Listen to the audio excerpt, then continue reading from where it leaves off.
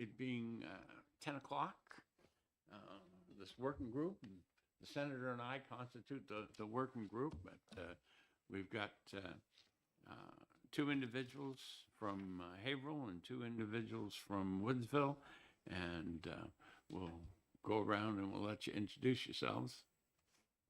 My name's Jennifer Boucher. Let me turn this on. Yeah, the red light Sure. is My name's means it's Jennifer on. Boucher. I'm the assistant town manager for the town of Haverhill. Bridget Codling, Town Manager for the Town of Haverhill.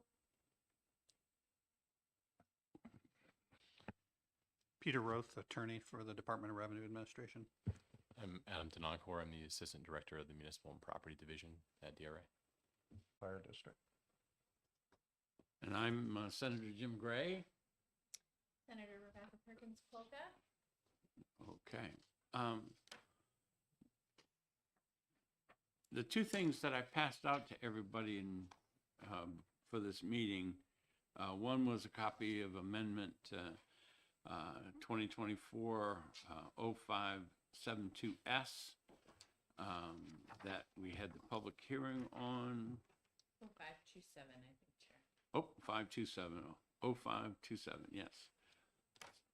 Apparently my tongue isn't working right today, but that's okay. And the one thing that we noted in, at the public hearing is that on line 14, where it said on or about July 29th, 1885, when the districts were established, that there has been a change since then. And I was going to just take out the last part of that sentence, on or about July 29th. But since we can determine what the date of the selectmen's approval was, we'll just put that date in instead. And then as long as the drafters don't have any problem with that, we'll go with that. Okay, in addition to that, the document that I did pass out at the public hearing, which just says section 52:1 dash B at the top. That is and has always been just my effort to put something in front of you for people to talk about. All right, the things that I talked about last night at the select board meeting up in Haverhill or pretty much come from this document, that we're trying to get to a place where Haverhill and Woodsville do not have to come back to the Senate any longer, okay? And that's part of the reason for this, the way it's structured, gets you under RSA 52, and also in here, give you a fallback position, which is the bottom portion of this, that if you can't come to an agreement on how things should be accomplished, then this is the fallback, and you know, you're free to make a new agreement if the other one, you know, falls apart. So I'm gonna let anyone who wants to comment about that do that, and we'll go from there. The mics do have a limit on how many can be on at the same time. So, you know, just, you know, when you're speaking, make sure that your red light is on, and when you're not speaking or not waiting to speak, I'm going to leave mine on because, you know, as the chair, I get to do things like that. But, you know, that's neither here nor there. Senator Gray, that the date that the expansion boundaries shall be, it says that the effective date for the expansion of the boundaries shall be December 1st, 1990. December 1st, 1990. Yep.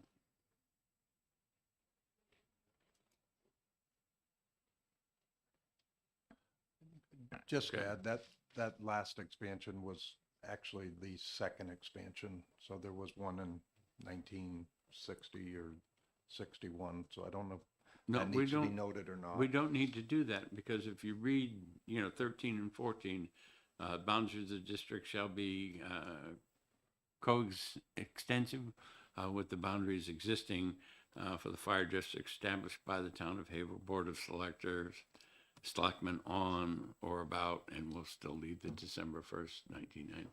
Again, because we're taking you out of chapter law, That's why we need something in there that says, when the boundaries were done, the minutes of the Haverhill meeting, and apparently the filings with the Secretary of State's office, will all be consistent then, and there should be no problem. And I'll restate for the audience that the things that we do here are all tentative, okay? That after I get this bill all ready for what I think it should be, or what we think it should be, that it is going to go over to the Office of Legislative Services, and they're going to tell me all the mistakes that I made in drafting this, because every bill has to go through the attorneys over there for their review before it can go to the full Senate and or the House. All right, so looking at that on just the amendment to start with, we've got that one correction. Anything else that people have heartburn over there? Go ahead. I guess I can start with a few comments. Thank Yeah. you. So I think the highway block grant fund language is perfect. We noticed it's, I'm only doing oh, sorry, did you? the First Amendment first. Oh, okay. 527S. No, I don't think we had anything additional to add on that one. No. Okay. And that's the part that moves you under chapter or RSA 52A or 52. As you know, we proposed our own amendment that keeps us under the chapter law, and Woodsville would prefer to stay under the chapter law, but I understand that's not the direction that you're moving in. Again, if I try to move you into a place where you are self-determining your future, okay, that it is easier for me and easier for the state and easier for a lot of people, including one particular agency that might have DRA in its initials, okay, to get you under that RSA, okay? As I've explained before with the chapter law, I think of it as if you have a piece of paper and these are the rules, and then you put a sticky on that modifies it, another sticky on that modifies it, and another sticky that modifies it, and then a sticky that goes over part of it, and then it also covers up this sticky and that sticky. That's what we've got right now in chapter law. Mm-hmm. And personally, I'd like to, you're still going to have some little bits in chapter law, but it's going to be greatly reduced, and the provisions that the other village districts are living under in the state, have been able to do that with those RSAs. And if there's a special case, then we try to get it done today and go from there. There is one shortcoming, I think, with RSA 52 that I just wanted to point out, because Yeah. one amendment we were going to ask for is to keep the language that allows the district to vote to turn over highway operations to the town. And we think that language is necessary because there's actually no provision in RSA 52 that allows a village district to remove one of its purposes. It can vote to add additional powers, but based on my reading of the statute, they would actually have to dissolve and reform in order to, I guess, turn over to remove one of the purposes for which they've been formed. In that, I've got to reference the other one. That's part of why I put in the section 52:1-B, okay, is to say that anything that you do in A through N, which is that great big long list in chapter 52 that says these are the things you incorporate under, and then referencing RSA 53A, which says that you can have any agreements that you want, okay? In the combination of those two, at least I intended that you can, either do it or not do it, depending on, and then the words that I've got in there about each year that the district and not the town of Haverhill is doing. Okay, so those words in themselves infer that it could change. We can make the words more specific in that but I'm not ruling out what you said, just, So within the town of Haverhill, a couple of years ago, we went through a consolidation of fire service. And that took it was a 1-year process, and we worked with the town's attorneys pretty closely on that. And what we were informed by the town's attorneys at the time was that as long as there was a vote of the district residents as well as the town residents to transfer the service from the district to the town, that was an acceptable practice. And I think that's permitted by a different statute, which is, I think RSA 175 applies specifically to fire departments. And it does say village districts and towns can really vote to do essentially whatever they want with their fire departments. So I think there's a separate basis in statute that would allow Woodsville to do that if they voted for it. It's just with respect to the highway department, there's not a separate statute like that statutory scheme that would allow them to.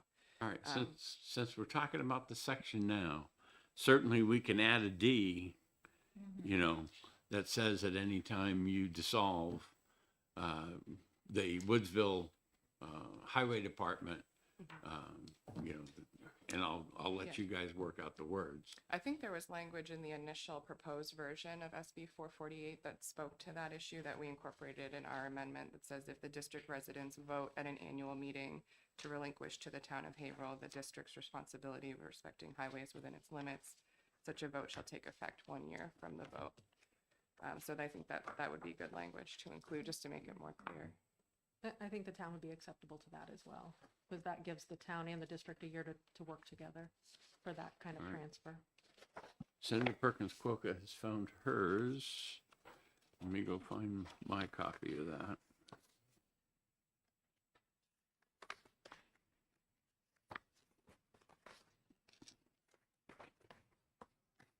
And if it's not in this folder, it's in another folder.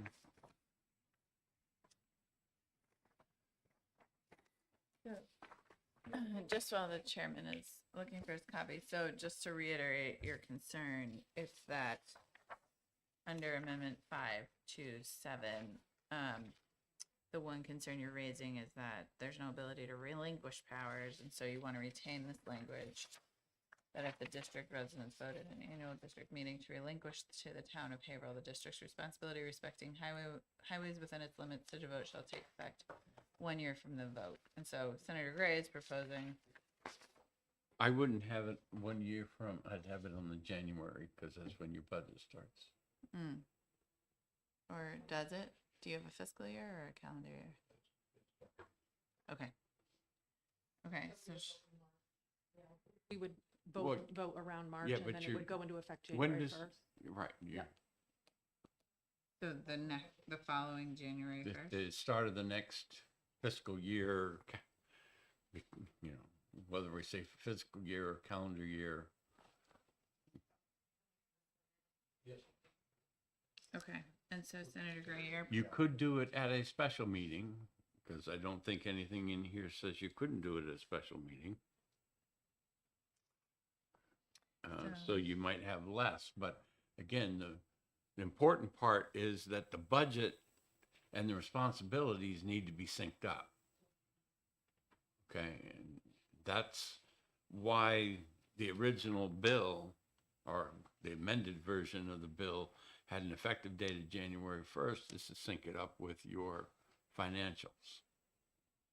Okay, so, District A residents vote. You got annual district meeting. Do you want it to be just the annual district meeting, or do you want it to be able to do it at a special meeting? Doesn't matter to me. yeah, Yeah, and or in fine our with us. special meeting to relinquish to the town of Haverhill the district's responsibility respecting highways within its limits. District residents vote. Okay, so should we say village district since boundaries of district? No, that's the statutory language that's used. Let's spell fire district. And I would probably say, January 1st, of the next year or as specified in, or we'll do it somehow. I mean, but, like if you have a special meeting in November, okay, and you say, yeah, we're going to do this, I don't want it to take effect the next January probably. I probably want to wait a month, or, not just a month, but the 12 months, plus. So maybe something like such a vote shall take effect at the start of the next fiscal year, provided such fiscal year is at least. You write it down, I'll put it in. Okay. Words from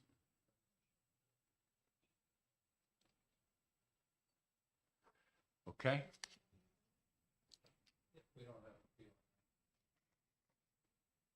All right, so that's going to go in as D.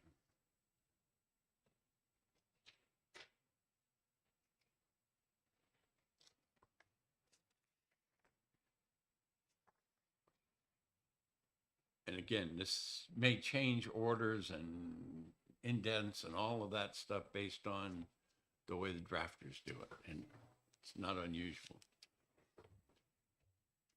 If you want the handouts that we're working from, they're there on the table.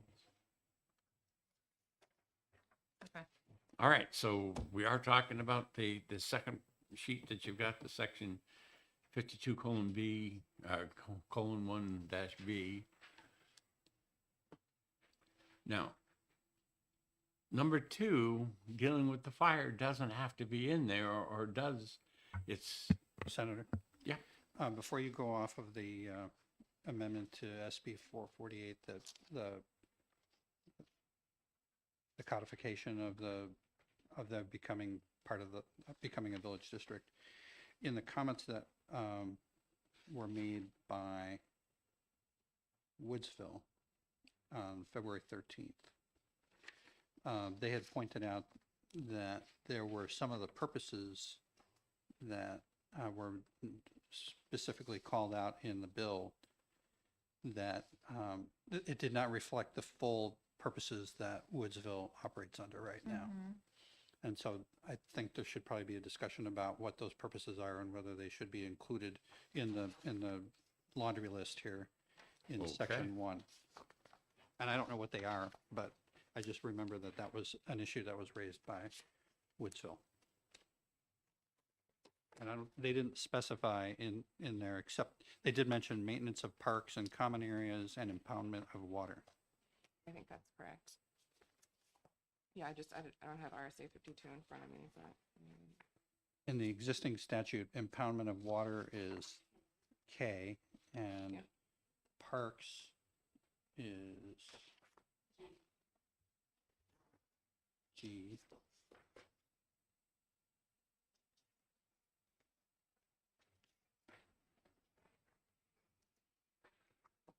I guess I left my, oh, there it is. All right, so for anybody that doesn't have it, I hesitate to, if it's going to be a longer discussion, then I'll ask copies be made of this page. Yeah, might as well.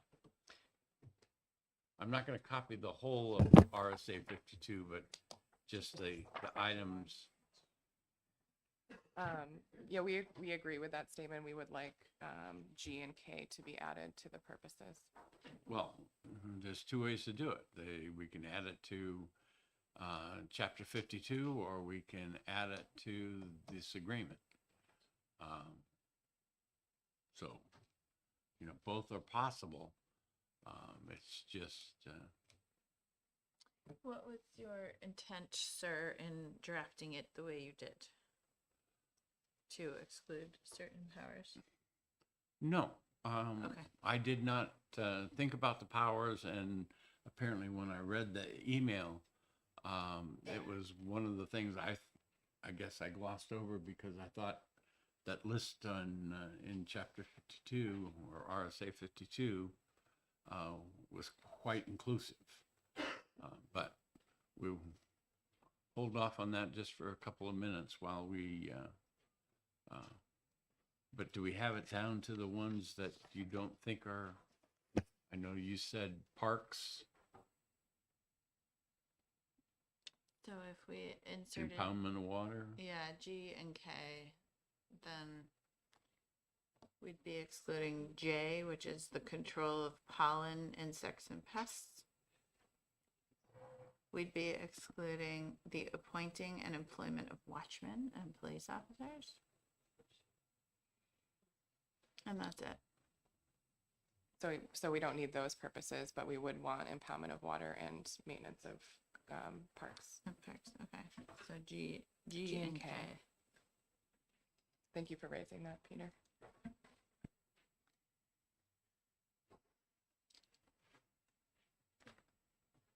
Do you have a preference of whether I add them to RSA 52 or, I mean, they sound like legitimate reasons, Yes, I or think, modify 52 wording to include both of those? well, we would want them to be added to the list of purposes that are enumerated in section 1 of 0527. Yep, so there it says line 9 refers to the different purposes, and there's a list of most of them. So you would just add G and K to that list.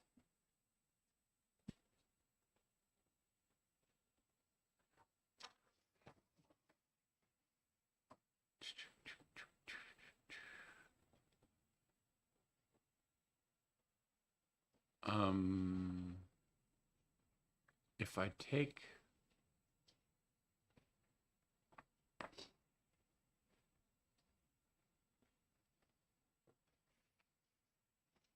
if I just take out all of the A through whatever and just leave it as 52:1 Roman I, Mm-hmm. does that get me to where I need to be? My, uh, trying to, my view is that a village district is typically formed by petition of the village district people to do the things that they specify and that the town accepts. To remain as sort of consistent with the way it's typically done, I would recommend, you know, Adding G and K. doing a laundry list rather than be all inclusive, you know, everything except whatever. I'd stick with the way you have it here in terms of the enumeration of the various powers that they have. Okay, so we'll Be good add with that. G and K. Yeah, and a village district can always vote to add powers under RSA 52. So, No objections on the Haverhill side? No. Okay. Look at that, see? Moving right along. So we may not even need the copies when they come back in. But we will May have them not. then. He may have had to go all the way up to the 4th floor. If there's a copier in one of the Senate offices here on the 1st floor, but the guard at the desk has a key. Sometimes they're not as bold as I am to go over and say, I need to get in. All right.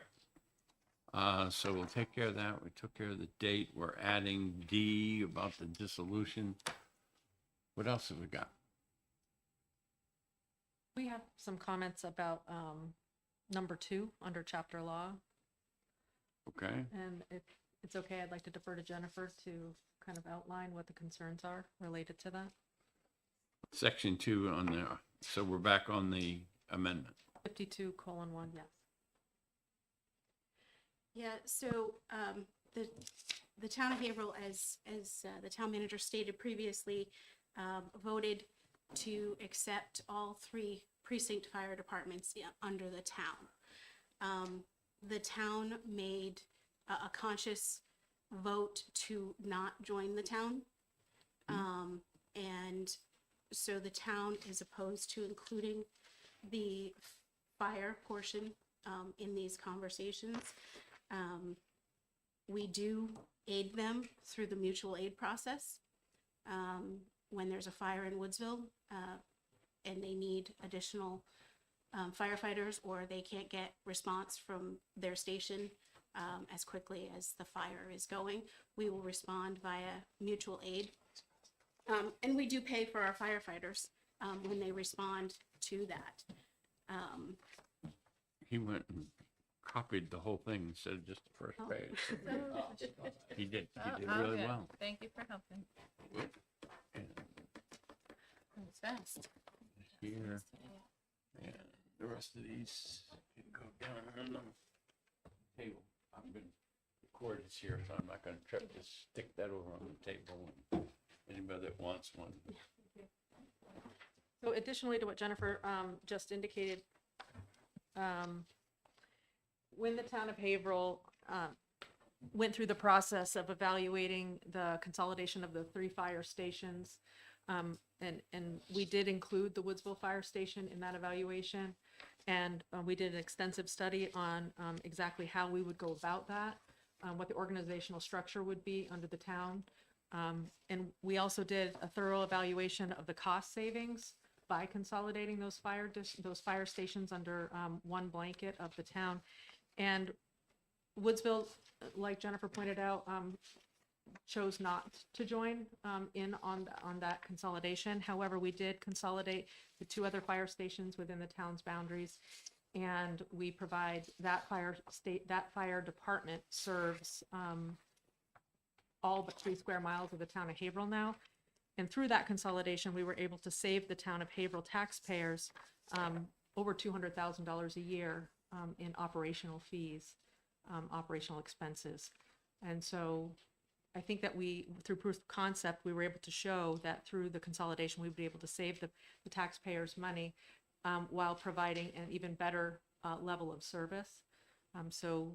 After talking to the fire chief again over the last couple of weeks, the town of Haverhill is still more than willing to work with the Woodsville Fire District to consolidate if they ever choose to. And the town of Haverhill has voted to accept them if they get to a point where they want to do that. So like Jennifer Boucher pointed out, at this point, we would like to leave fire service out of this bill and have it continue as is under the mutual aid agreement. Within the town currently has over 60 volunteer firefighters on our department as it stands. So we have plenty of manpower to take over Woodsville should they vote to. My comments on that goes back to the words that I used last night, is that every person in Haverhill has an obligation to pay for the roads in Haverhill, the fire district in Haverhill, and the other services that are being taxed. And they all have an obligation to pay for those, okay? And that when I was doing this, I operated on the premise that if a district comes in and says, I want to do this.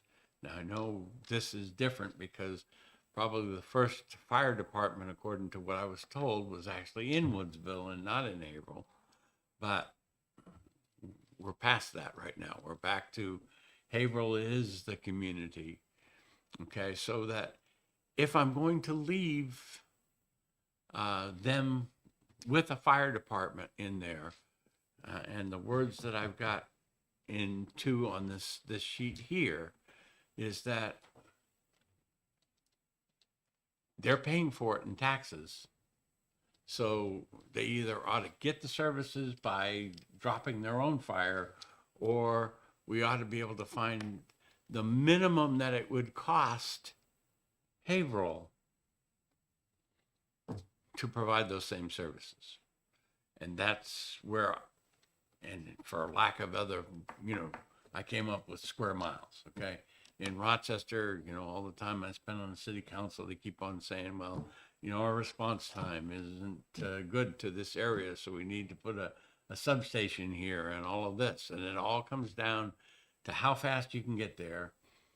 But, I can't really write the bill that way, but I can write it, that if you cover X number of square miles and it costs you $1 million, okay, we divide it by the square miles, get a cost per square mile, you've got X square miles that cost times X gives me a number. Now, is that going to be enough, to do it? No.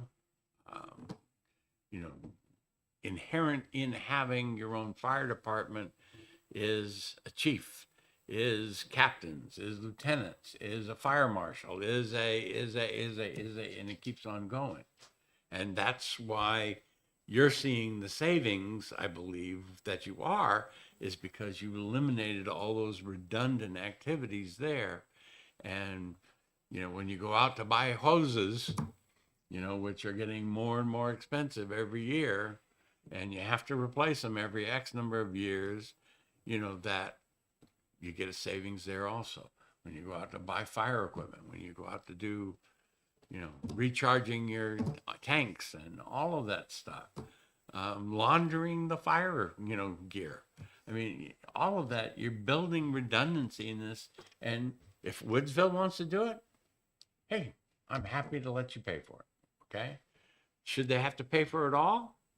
Again, if we can go figure out a formula that says, this is how much I pay per square, and they're paying that same tax rate as you are in Haverhill, I'm saying it's not unreasonable to me that they be compensated for what it would cost you, not what it costs them, because they've made a choice.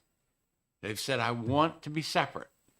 And with that choice comes added cost. Looks like he's reaching for the button, so that's good. Thank you. To that end, we don't know what that plan looks like.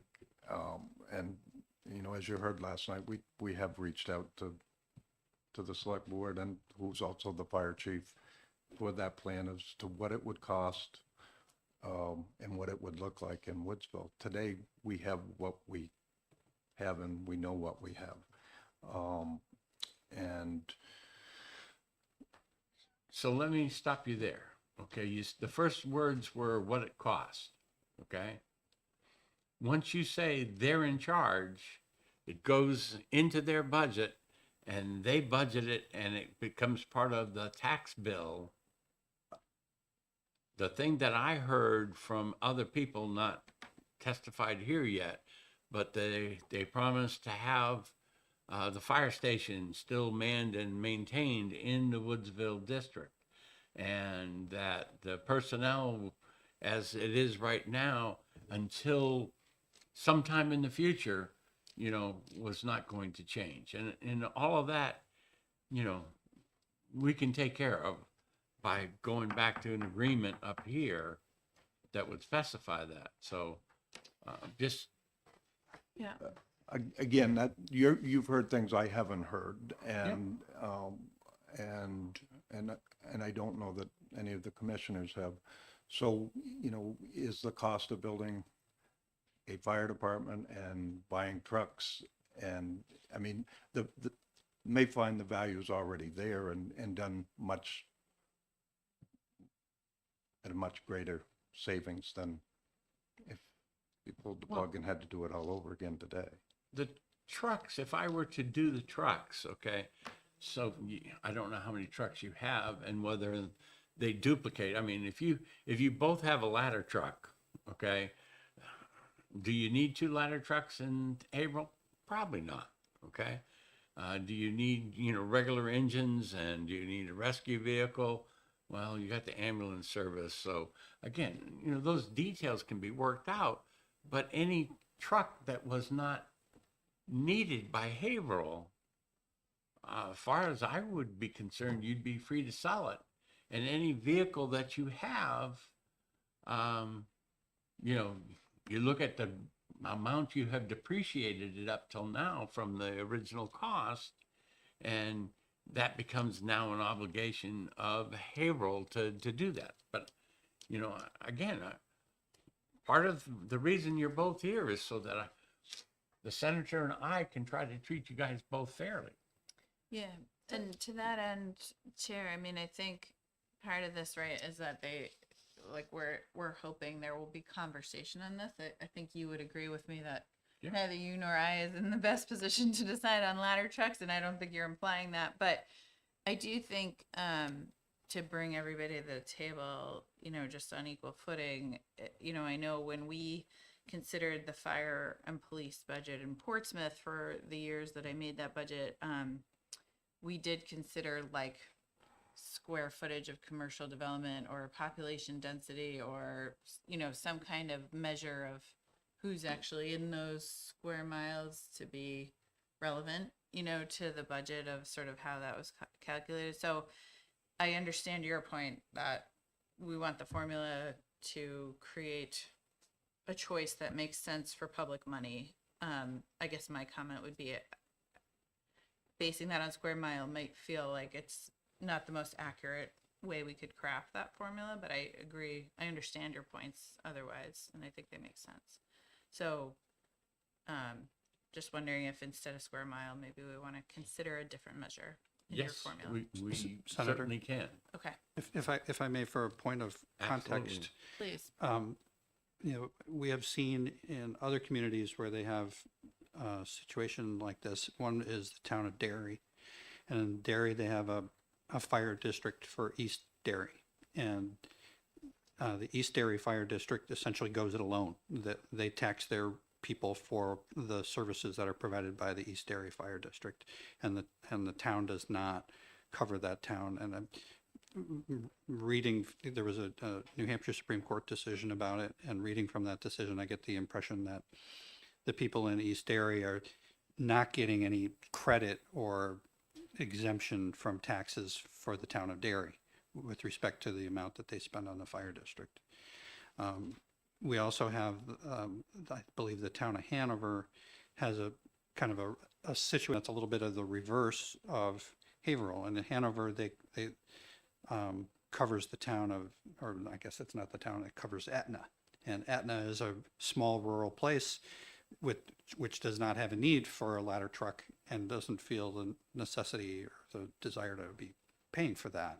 And so they've set up an arrangement, I guess it's a form of a special assessment district, so that the people in Etna pay an amount that's designed to cover the amount of the needs for Etna, but the rest of Hanover is paying for the larger needs for the sort of the university and the commercial center of Hanover. The only problem with that is when I get to fairness, okay? If I'm going to go down to the highway department and I'm going to say, okay, everyone in Haverhill, okay, is paying for roads for what, and in this case, fire, okay? And there is a savings to Haverhill by not having to provide that service for the roads, but it's also a savings to Haverhill not having to provide that service for fire. Okay. And all I was trying to do is, in this and any other one that you bring up, is to strive for equity. Certainly, from the things that I've heard, it would be easier, if the highway departments were combined, if the fire departments were combined, and because of some other things, I would actually like to see you guys come to an agreement and hire one financial manager that was responsible for, all of the financial reporting and making sure the audits happened and everything on both sides, to be even-handed about it. But, that may violate some DRA thing, but I don't know that yet. But, what I'm saying is that, there is mistrust across the table. Not necessarily today, but in the stuff that I got during the hearings, one side doesn't trust the other side. Okay. Well, that's okay. Okay. But I certainly am willing to leave two off of this thing. But like I said, the things that I've heard about the fire is that they're willing, Haverhill is willing to say, we are going to provide these services to you. And that can be an agreement up under 51:B and 53-A about what services, minimum services will be. Okay? And with that, then take over the administration of it, and go from there. Is that something that you may want to do between the time that this bill would get signed in July and January of that next year? Maybe, maybe not. But, we can divide this into different paragraphs and say that, this paragraph is January of 25, this paragraph is January of 26, and different things like that also. But I think you're really closer than what you really think you are.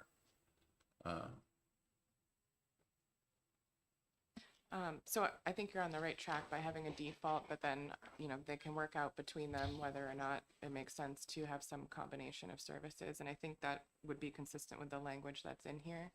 Yeah. I just wanted to respond briefly. I think in the East Derry case, the East Derry Fire Precinct is actually exempt from paying taxes to the town's fire department.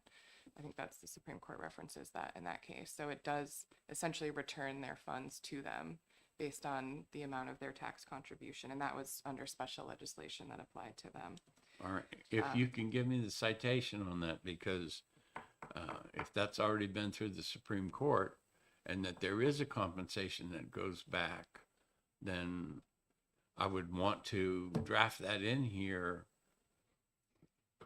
Essentially what it did, in this case, it would exempt Woodsville from paying taxes to Haverhill's fire department. And in essence, that's what I'm doing for both of these, So, because I'm remitting it.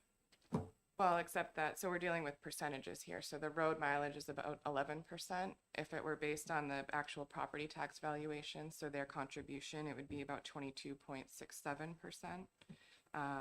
And just the point I wanted to make with respect to the fire department is that it really doesn't serve square miles. And I think Senator Perkins-Coca alluded to this. They serve the population. So the population of Woodsville is around 30% of the town. Anything that you guys can agree to, there's some flaws in that thought process Mhm. that we've brought up a number of times over the last 4 years. And one of the biggest is the net versus gross. So when you're talking about a percentage of a budget, or that the town roads are, 10% of the town's roads, or the districts is 10% of the town roads, so they get 10%. We're not really talking about taxes. So when you're talking about returning taxes or being exempt from paying taxes for a certain service, we have to talk about net. And in the past, the town has always operated, even though the agreements have said net, they've operated under gross. So they've always given back the gross amount, which is where the controversy came up in 2019. That when you talk gross versus net, you're not talking about all the revenues that come in to offset taxes. And so you're not talking about taxes anymore, you're talking about everything. And so with regards to what Lynette just pointed out with the dairy case, they're specifically talking about exempting them from paying taxes. So that brings you back to the net discussion again. So that's one of the things that Jennifer and I wanted to bring up today was that, when we're talking about how much, that's why when I said we needed to get to the details, when you're talking about how much the town might transfer to the district for these services, whether you base it on miles or whether you're based on valuation in miles, you have to start that calculation from a net budget, not a gross budget. And that gets you to the real thing that you Okay. should be talking about, which is so taxes. we need to define what makes the difference between net and gross. So But I who think wants to do that? In terms of fire service and highway service, the difference is that with highway, the town doesn't come into Woodsville at all in any way, shape, or form at this point in time. Whereas fire, we are in Woodsville fighting fires. We are providing a service to the town of Woodsville through the mutual aid agreements. Just like we go into the town of Bath, or we go over to Newberry or Wells River, Piermont, Warren, any of the towns surrounding us, we go there and we pay our firefighters to fight fires in those towns, just like we do Woodsville. So we're already paying for services in Woodsville. Understand. Let's go back to we're talking about net and gross. I want to know what your definition between net and gross are in this situation. And is that, Chairman, to go to defining sort of this average cost, which again, I would argue for fire, an average cost per square footage of development or average cost per capita might be a more accurate cost than per square mile. I mean, I guess what I'm trying to understand is where does the net and gross come in here?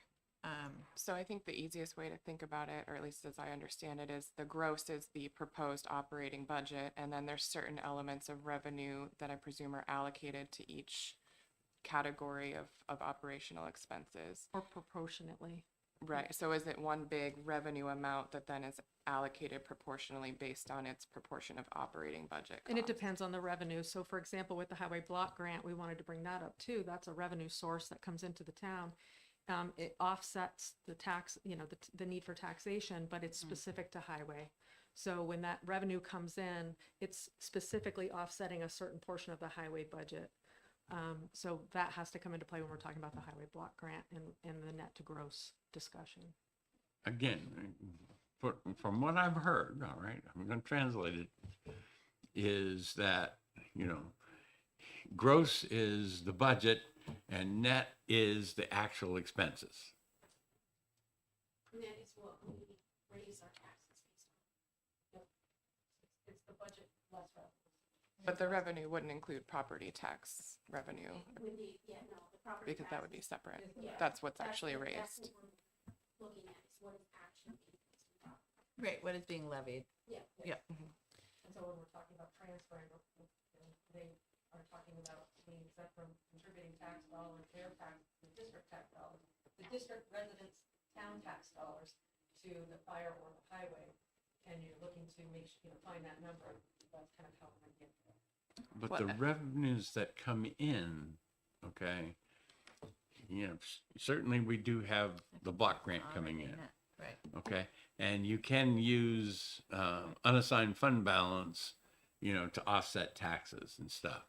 But if Haverhill is the one that's offsetting taxes, or Woodsville, as they did last year, offset taxes, that doesn't, the citizens either are paying or have paid because that money is there, okay? So the expense for the highway department is still the expense for the highway department. And I wouldn't necessarily say that if I take $1 million out of unassigned fund balance to offset taxes, I guess I would you distribute it evenly across? I'd say no, that's money that's out there. It's still costing this amount. But And- the town brings in a number of number of revenue sources that are not enterprise related or fund balance. So we apply for a number of grants. We have our rec department that very greatly supports itself. So there's a number of other ways that we bring in money to the town as revenue. But So defer to you, Chair- Senator. No, I just zooming out for a second. I mean, any tax that is levied is already net of those revenue sources. Like if you craft your budget and you have revenue sources that offset the need to collect those taxes from your residents, then you have a remaining tax burden and you levy it. I mean, it's already net.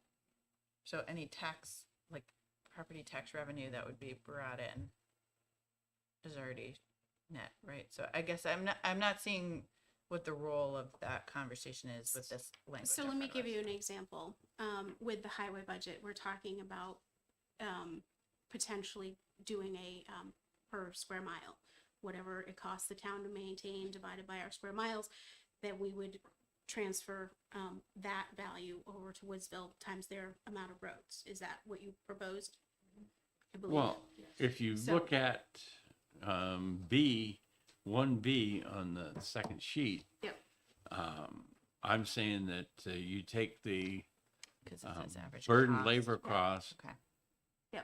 okay, So- and figure out what the Right. average cost is, and then that's In terms of the highway, say 1 year we spend $650,000 on our highway department, and we're using those expenses in this calculation, but we get $150,000 in highway block grant. We are only charging our residents for $500,000. Right. Okay. That needs to be taken into consideration. Otherwise, you're giving them, I have taken that into consideration because when I say that's the average cost of what you spent, okay, then I treat the highway block grant as a separate thing. Then you can do anything as long as you show expenses for the highways that meet the chapter. I forget. Do you remember the chapter number that the block grant comes under? Anyway, because I wanted to add it into a different thing, but we're treating, in that particular issue, we're treating the expenses and the revenue separately. And because the revenue is calculated based on 50% persons and 50% highway miles, right? But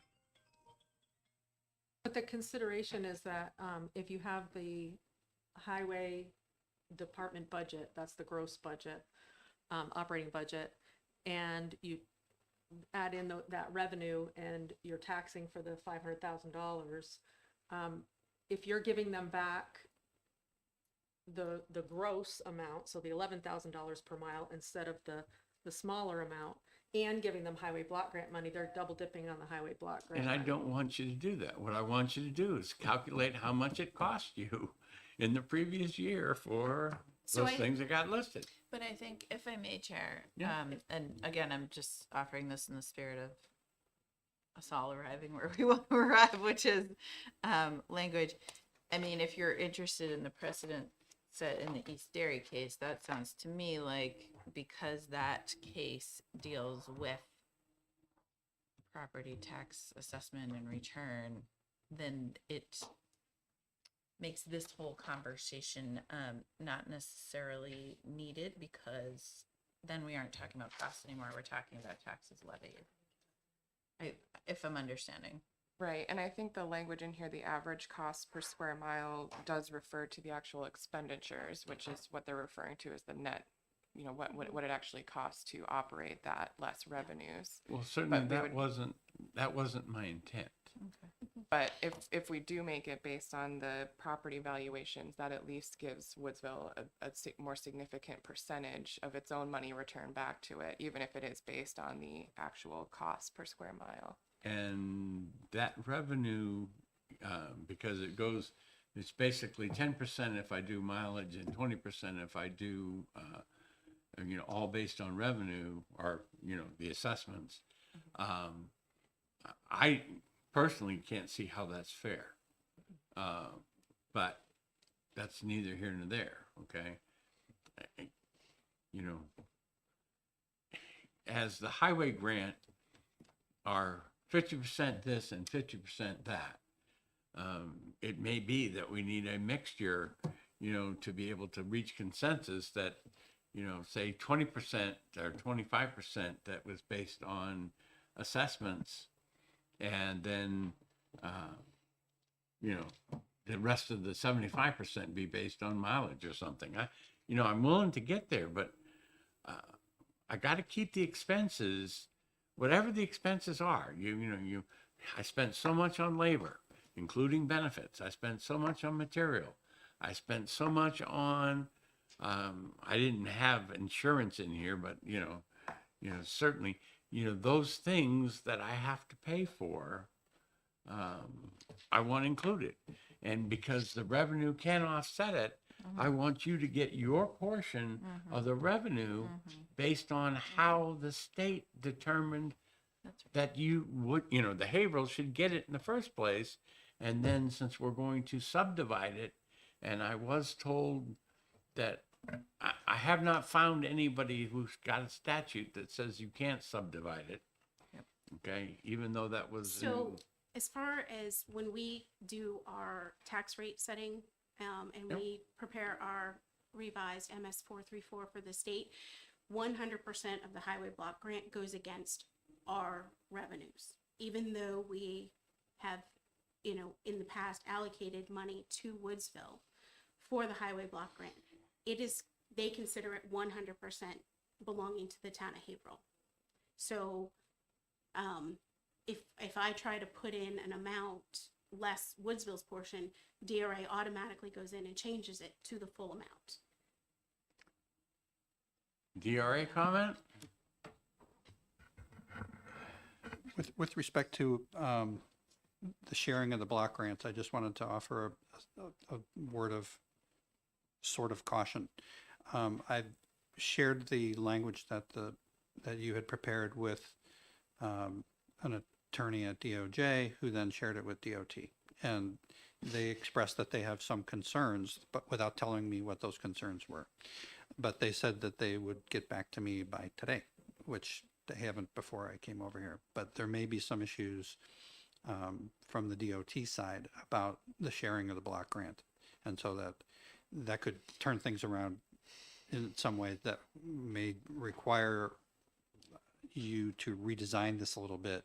It could be that their concerns are sort of making sure you deal with other parts of the RSAs to make sure that it's accounted for and done in a more comprehensive way. I just don't know. They didn't give me any hints about what their concerns were. So let me just follow up on this. So if I took and either had you paying certain bills for Woodsville, or, well, don't say no yet. I mean, let me get there. Or figured, that personnel costs, okay, not to exceed such and such an amount or whatever.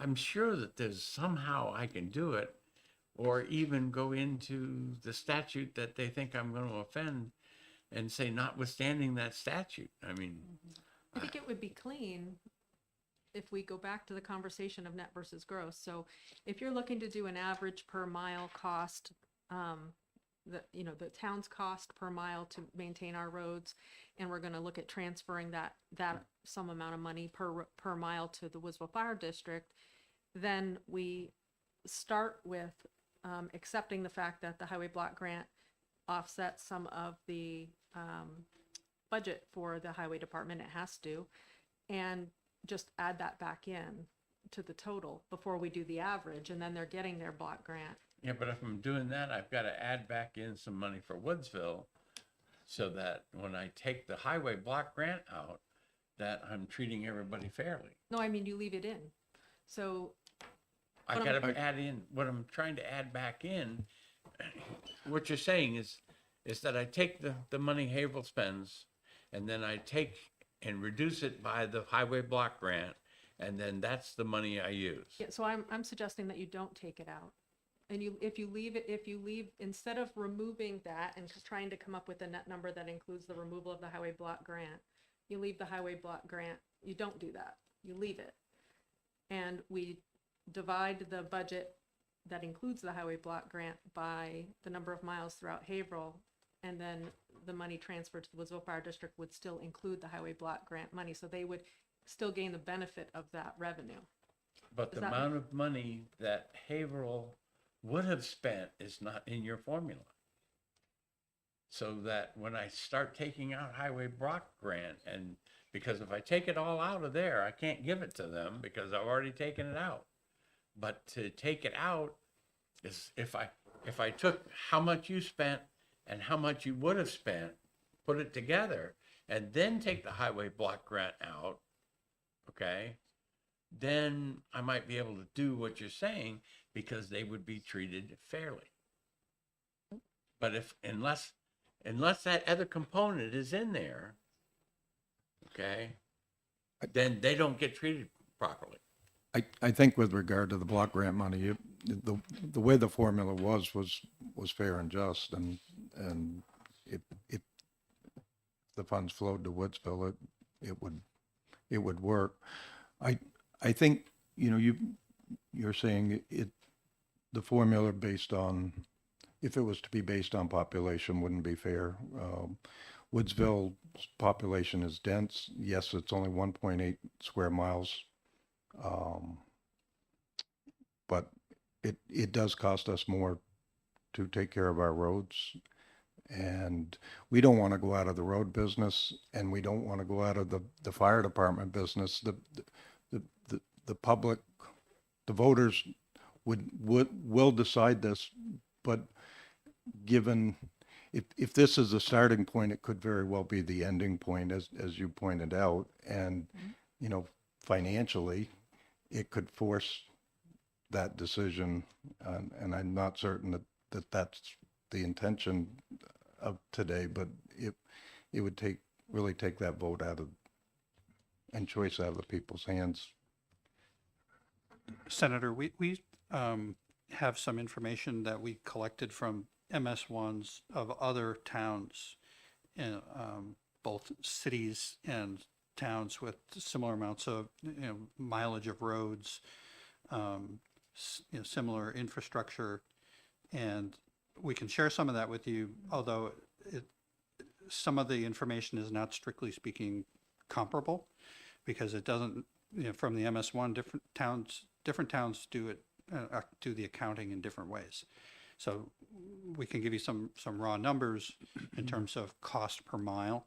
That'd be fine. The If- cost just for per purposes of mile that I information. got from Haverhill is about $10,000 a square mile. So with that, tell me, Sure.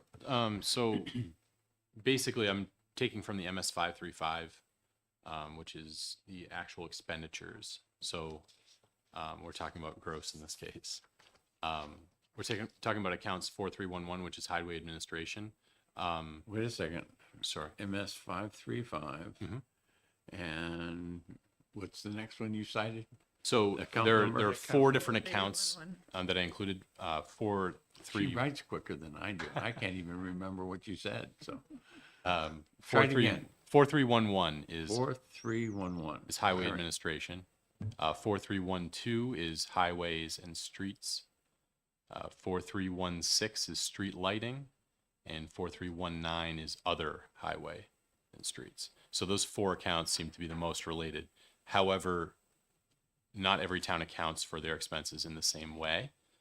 So whether or not, so for example, We know in Haverhill that they have moved the insurance costs into a separate line item. So that probably isn't in their MS 535. and those line in items. these particular accounts, right?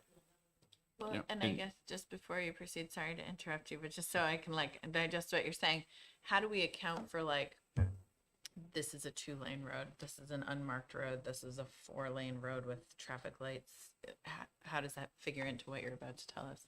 So that's a great question. And I do think that, when we're trying to select comparable communities, try to take that into account. But I don't know that that will be borne out completely just by the numbers, particularly because of the way that accounting works. And Sure. for example, so what I took a look at was Haverhill, Newport, Ossipee, Claremont, Woodstock, Littleton, Woodsville, Conway, and Wolfboro, just as a comparison. Of those towns, only 4 actually use the highway administration account number. So that means that probably administrative costs appear in some other place on the form. So at that point, it's kind of difficult to find and extract that information. Well, actually, it's impossible for me to do. But so when examining those communities, Haverhill is the lowest cost per mile at about 11,269. And Wolfboro is the highest at 52,000 and a half. Woodsville is at 40,441. Wow. What did you say? 40,441. Okay. And that's Woodsville? So kind of in ascending order, Haverhill again is at 11,000. Newport is at about 17,000 a mile. Ossipee at about 19,000. Claremont and Woodstock are at 23 and 25,000 respectively. Littleton at about 32,800.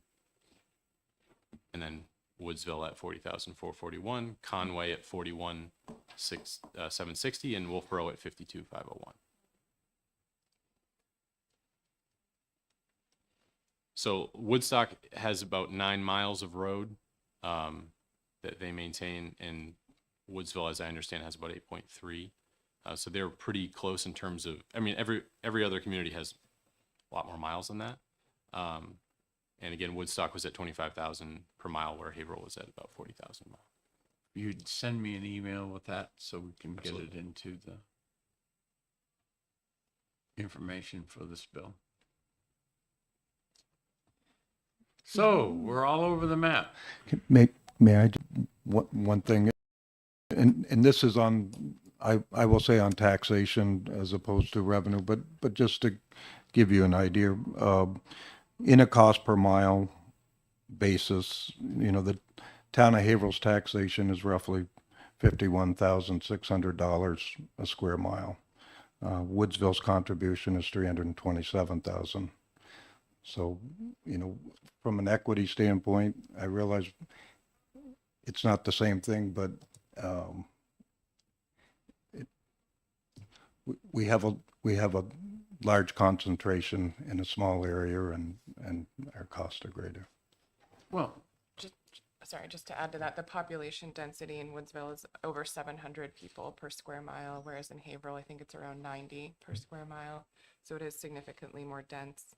And then just on the highway block grant funds, I just wanted to point out that at least in prior years, I know from at least 2009 until 2019, Woodsville did receive its proportionate share of highway block grant funds under the formula very similar to the language that you have in here. pretty much I pulled most of that right from that bill. And so, we think it makes sense for Woodsville to continue receiving that. And it was always just a separate line item in Haverhill's budget. So it wasn't an offsetting revenue that was, Woodsville received its full proportionate share in addition to its percentage back of its percentage of property valuation. And so that we think was a fair metric, and it had been agreed to by the parties, at the time. So in 2019, in November of 2019, and I have the minutes to that meeting where Senator Gaida moderated the meeting, we went over the highway block grant calculation and found, and everyone in the room agreed back then, that the way that it had been calculated up to 2019 was inaccurate because it didn't follow the state standard for how the highway block grant was to be calculated and how it was being calculated and distributed to the town of Haverhill. So at that time, at that meeting, we did agree that if we were going to distribute highway block grant money to the District of Woodsville, that we would use the state's formula, which, as you pointed out, included a 50%. 50% it's based on road mileage and 50% it's based on valuation. And so I would also population. So the other thing that I would point out is that we still to this day have a line item in the budget for the highway block grant distribution to the Woodsville Fire District. Jennifer Boucher does that calculation based on the state's formula, and the money's allocated in the budget and appropriated,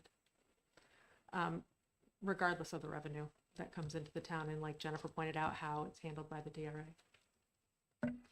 So, we did allocate money for the block grant last year. However, there is a portion in the statute that refers to bonding, a bond needing to be provided in the statute as it's written now to the town of Haverhill. And our board has discussed that and asked the town manager to write letters requesting the bond to Woodsville. And she has copies of those. What is the statute? It's the current law. SB 26, which was incorporated into HB2. Yeah, but I want to know the RSA number. It's in HB2. It's the one that you're repealing. Yeah, the one that you're repealing. The prior version of the special Yeah, the legislation. prior version. It references, it's an archaic reference to shall be bonded, but they've never sought any sort of bond from Woodsville in the past. And so we thought that was actually rather punitive because they don't require their own officials to Do be I bonded. supersede it in my amendment? You do, yeah. because you repeal do. everything. But that's why the highway block grant was not distributed last year.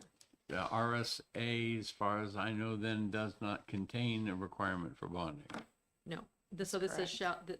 so it says shall give bond to the town to account for all money coming into its hands. And so that's what we referred to when we sent the letter requesting the bond. And, And so that's what caused the controversy last year about the highway block grant distribution. But yes, your new law would repeal that. all right. So I'm not going there then.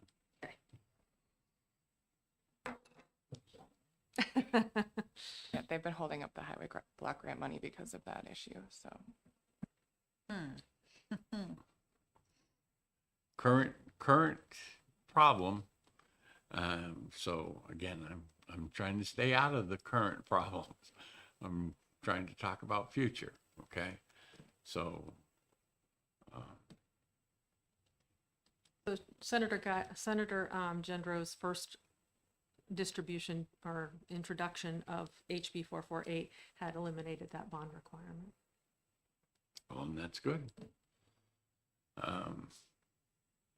So I'm back to how I distribute the money. Certainly, whether it's in chapter law or other law, I guess I can direct transportation to divide the money that would go to Haverhill into two spots. I'm not sure they'd be happy about it, but you know, I've done other things that haven't made them happy. Would that take care of your problem with the highway block grants? Then we go back to the cost, and you've each got your money coming right from the state. Does that do it? For the block grant? Yeah. If I go into the statute that talks about the highway block grant, and I put in a special little line, either in chapter law or in the RSA, that says the money allocated to Haverhill shall be divided between Haverhill property proper and the Woodsville Fire District. I think you could do that through this legislation versus amending the overall chapter law, but it's up to you. Because this does obviously say the village district shall receive a proportionate share. It's just a question of who it goes to in the first instance. Yeah, but sometimes those things are better done not in things people don't see. So, All right, so that's a possibility. It's Yeah. not anything anybody's jumping up and down over. no. You're not happy because you're not going to get the money. You would be happy because you would be guaranteed to get the money. Well, at least if it was sent directly to Woodsville, we wouldn't be mandated to account for it as a revenue. We would Yep. only be mandated to account for what And our I- portion is. And I looked through the statute to try and find out what kind of reporting that statute required, and I couldn't see any. I may have missed it. And this is where we may want to see what DOT has to say. But I think you might be on the right track because from what I understood from the DOT, they had a concern with subrecipients of the block grant, and that might be what they're going to send to Peter. So if Woodsville was no longer a subrecipient and considered an actual highway department under the definition of a highway department with the Department of Transportation, perhaps, and that distribution went right to them for their 8 miles of roads, and the DOT didn't have an issue with that, like Jennifer said, then we're not trying to offset the fact that we're not actually getting revenue All right, that if we're both distributing. of you would mark up that part of the statute, the RSA itself, and send me your thoughts, then Senator Perkins Coker and I will sit down and. It's RSA 235:23. So just to revisit, if I may, Chair, Yes, ma'am. that would address the net versus gross. And so if we can find language on the allocation of the CDBG by DOT, then if we go back to the language you brought in today, then using average cost per blank works. Okay, so I guess then I would return to in highway. Chair, would you be open, or no, in fire, would you be open to, instead of average cost per square mile, given different population densities to average cost per capita Yeah, as a change. Okay. if that makes people happier. No. And so, to just to revert a little bit, so if we're going the route of putting the highway block grant language for Woodsville under RSA 235:23, then are we going to remove the rest of the town's highway block grant before we do the average, before we establish an average cost per mile? I don't want you to consider it at all. I want you to use the actual cost, not the reduced cost. So, it would be, the things that we finally end up in this list, labor, material. And if I put in the words administrative costs, I'd have to, to include insurance or whatever, I probably have to put a little extra in there. Okay, so then, also, we're talking about our operational budget, we're not talking about capital improvements, capital investments, capital projects. We're not, new roads and stuff would be, taken care of by, developers usually. And if I'm putting in a big development, certainly I try to get an exaction because of the growth of the population in the Woodsville, Haverhill area. When I look at the maps that were provided in here, a lot of those are state roads, but you may have an intersection that, I guess, if you're doing an improvement,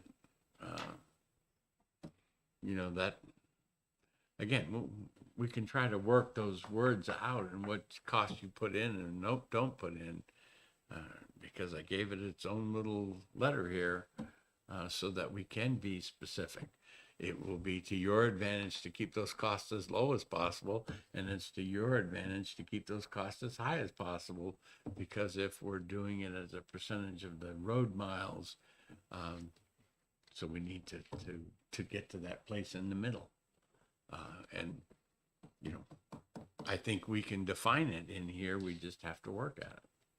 Well, I And think- if we could actually get it to an MS1 line, but the problem, or a subform line, but the problem there is that someone told me that there's a lot of room to fudge things because, how you do it, where you move your healthcare costs, and how you report those and whatever. So again, I'd like to get the words in here if I could. But one of the concerns from the past with regards to, for example, large paving projects is the town of Haverhill has 78 miles of road that the town highway department manages and maintains and has to upgrade over time. And so with regards to that in the past, if there was a large scale paving project, say like what we're going to do this summer to pave Brushwood Road, and it's going to cost us $780,000. Is it currently a paved road? It is. So in the past, we would have to tack on another 22 to 28% on top of the project to distribute to the Woodsville Fire District. That became inequitable over time because, we have 78 miles of road that we have to do those types of upgrades to, where Woodsville has 8. So we were transferring large sums of money to the Woodsville Fire District for capital improvements. The engineer in me says that they also have to pave roads, and that, if I'm doing this on a percentage basis where they have 10% of the roads, when I first wrote this, I broke out class 4 roads and 5 roads. From what I've been, I went back and listened to the testimony.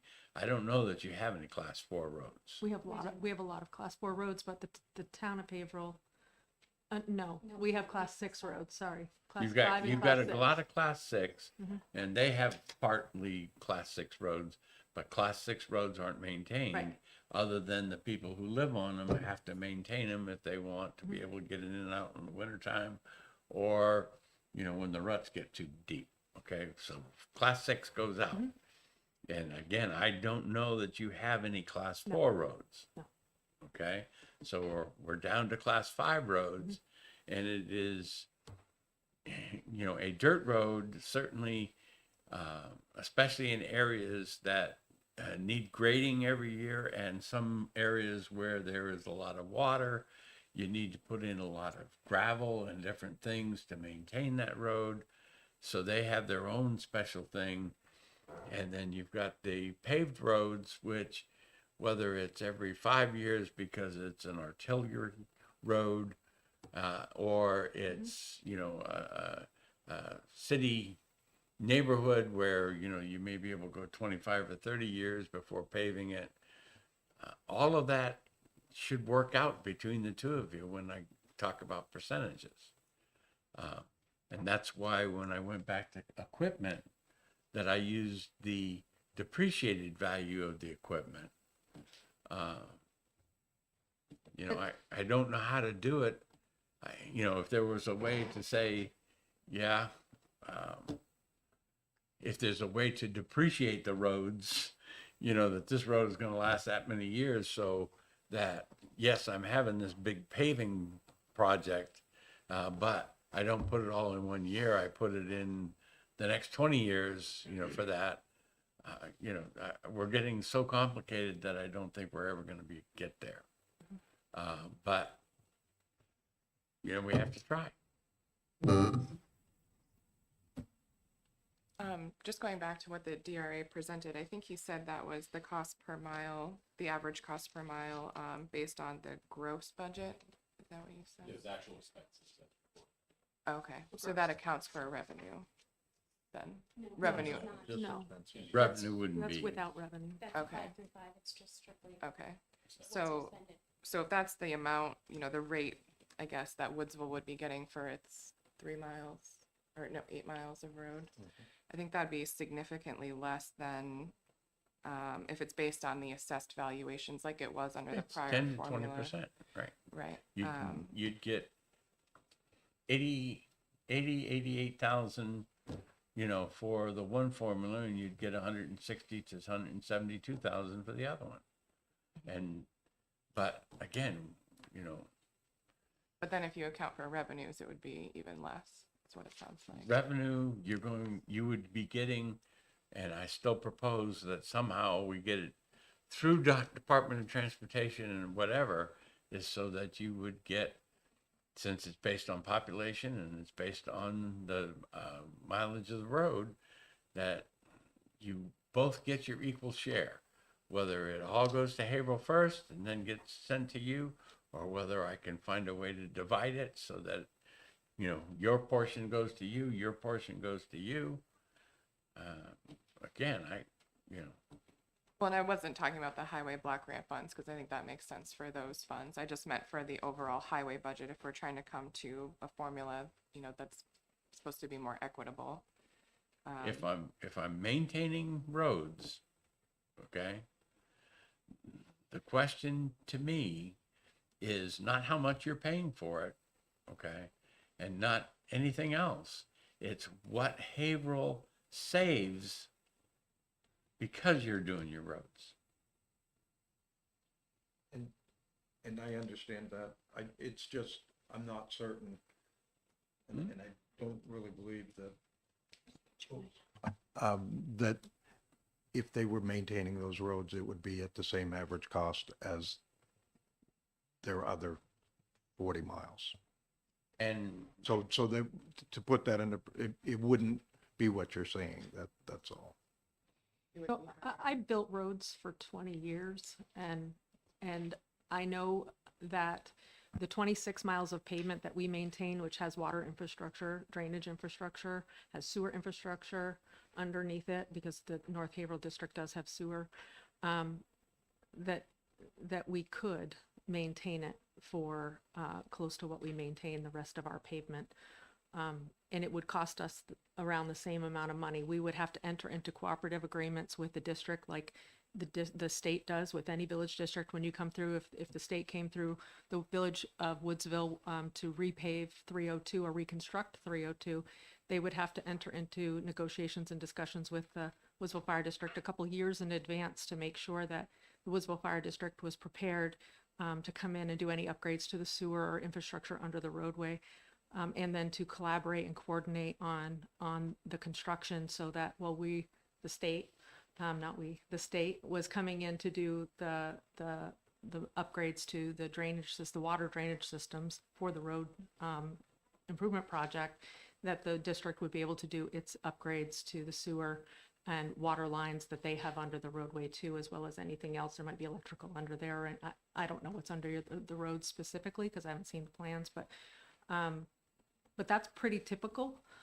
And so my point being, and if you're an engineer, I don't know what kind of engineer you were, but what kind of, Electrical, but in actuality, I was called an electrical engineer, general engineer, structural engineer. there you go. And so I think that from the perspective of how much it would cost, I mean, you're talking about the maintenance of the roadway itself, not the infrastructure under the roadway necessarily. But we already would have those responsibilities in other areas of the town of Haverhill under the pavement that we have, the 26 miles of pavement that the town has. So I think that, And just to make sure that the people who may be listening or listening to this in the future, that there is a water district and there is a sewer district, that is an enterprise fund, and that maintenance of the water lines and the sewer lines would be paid for by that. And actually, if they dug up the road, they would be responsible for repairing that section of the road that they impacted. Just again, to, Who operates the water enterprise and sewer district. enterprise? Woodville does. Okay. Fire district does. Okay. not, right. I just wanted to add that they also maintain the sidewalks exclusively funded by the taxpayers of Woodsville. It's Nor- not part of their highway budget. It's a separate and item. yeah, North Haverhill, the North Haverhill Water and Light District also maintains their own sidewalks in the town of Haverhill. And Haverhill maintains their own sidewalks. We don't have any sidewalks. Don't have any sidewalks. Nope, the districts all take care of their own sidewalks. Interesting. Okay. Well, then you're not paying for it in your taxes, so I'm good with that. So. All right. The question is where to go from here. All right. If you think it's productive to take like an hour and a half break or something like that, I can make sure that you each have a place to sit and talk.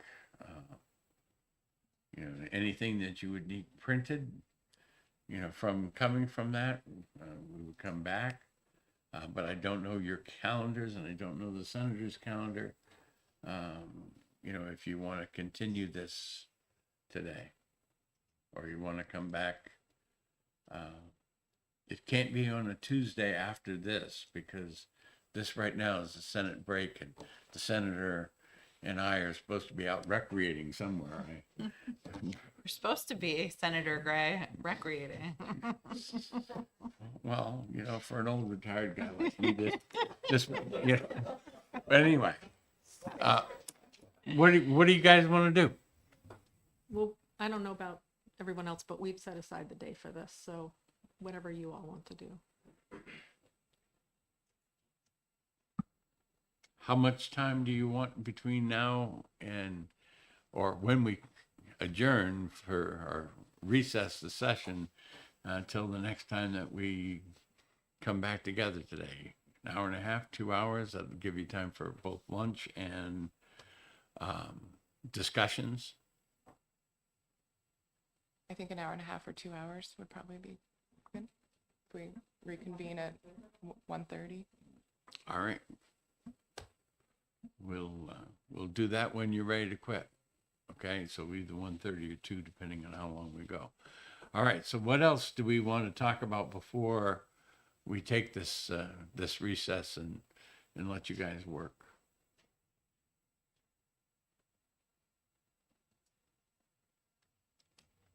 I don't think we have anything additional. Not right now. We will at 1:30, I'm sure. Yeah. Senator. Senator, I wonder is OLS here this week? Because it may make sense to draft in the progress we've made and make sure when it's in front of everybody that it still feels like language we can all agree to, or? It would take a special request to them to do it, and that's one of the reasons why I haven't had the rest of this drafted, is because the process to review over there probably takes the 2 hours to begin with, and then they wouldn't have time. Okay. I did go over and speak with the drafter of the original amendment about some of these comments a week and a half or 2 weeks ago. So I guess what would be most helpful for your purposes? Would it be for us to come back with proposed language? Or more specific numbers? certainly, it, doing what we're doing, and would you make sure I can have this room for the whole day? Yeah. And maybe one of the other, the one over here, is it 104 or whatever? Okay. That way you both have a room, and then if you want to talk in between, you can talk in between too. Kind of like we were doing some kind of a mediation session, right?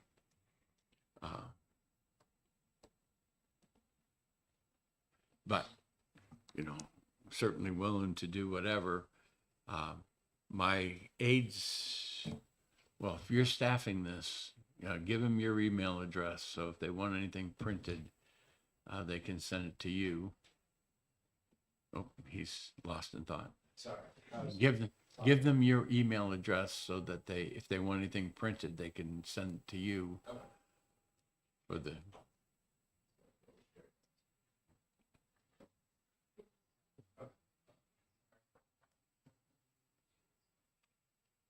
last part is,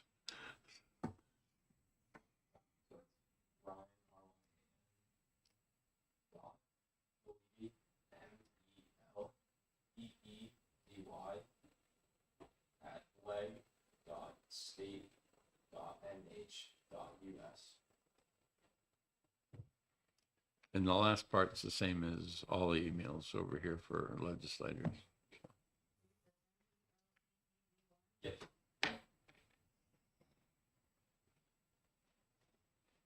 Confirm that one will be open.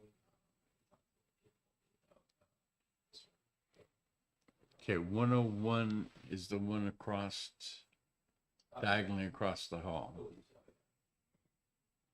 Okay. No, we're gonna be back in here, but I figured that if you want to talk separately, that if I had 2 rooms and you guys can flip a coin as to who goes to the other room, that's fine. I'm gonna be across the street over in room 105 in the State House. If anybody needs to come over and talk to me. Yeah, come back with language. I'll draft you guys. Come on. Thank you. Thank you both. All right. Thank you guys. Thanks You're- everyone. Do you want to type up things onto what I sent you, or do you want me to do that? Sure, I can have Cam do that. Because I think you've got I do.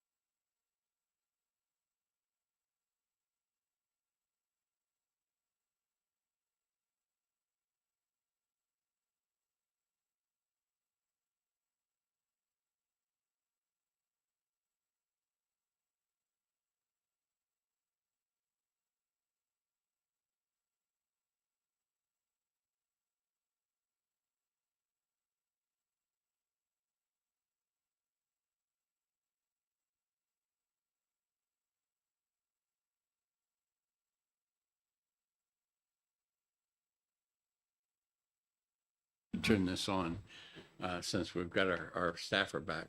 So if there was a contract between Haverhill and Woodsville where Haverhill said, okay, we will contract you to do these roads, okay? Consistent with what your contract is with other people or the cost of doing, the roads in general, that would be a way for those costs, for that money for that to be paid to Woodsville. And that then the highway block grant money could all stay in Haverhill because you would be getting,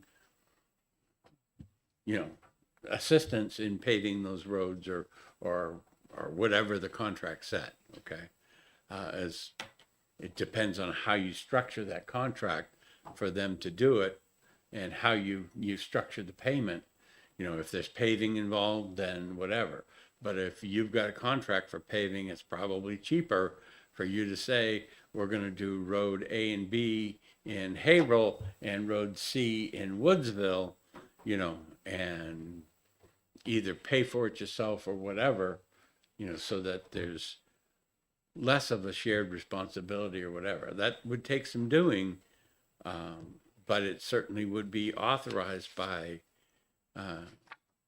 RSA 52, 53, and all of those things. So The only thing that comments? I think of it, just right off the top of my head, is that the town's purchasing policy requires us to put those kinds of contracts out to bid.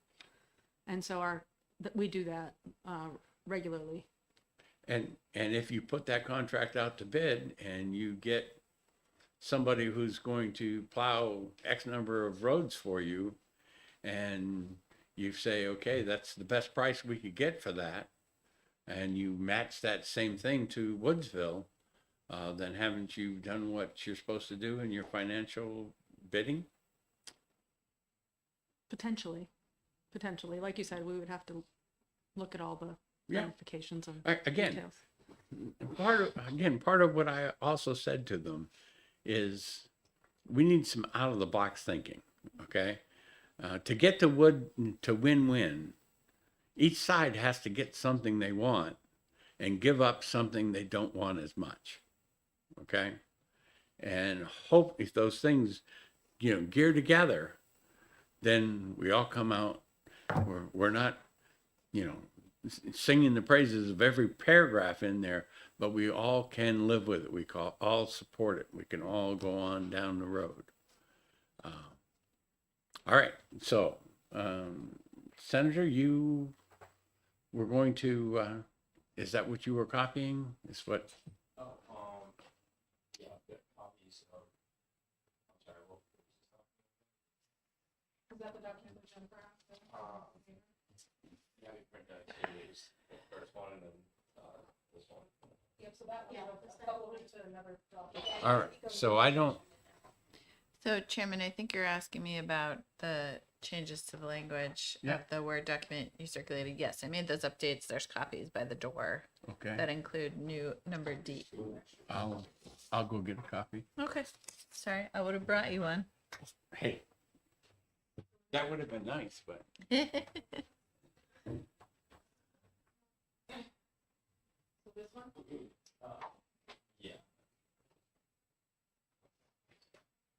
All right. Does anybody not have?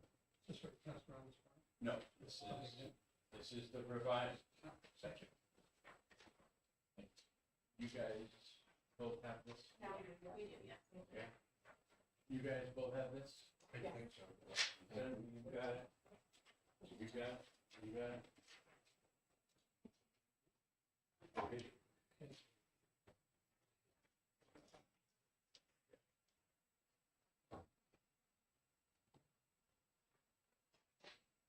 All right. Give you a minute to look over that language.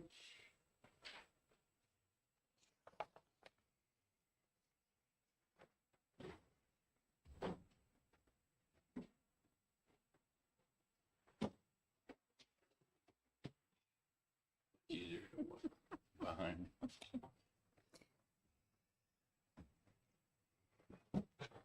Who had someone say name? better job. If you're the kind of person that walks past a sweet little packet on the floor, you're not the right person for this job. Okay. It's a good way to sum it up.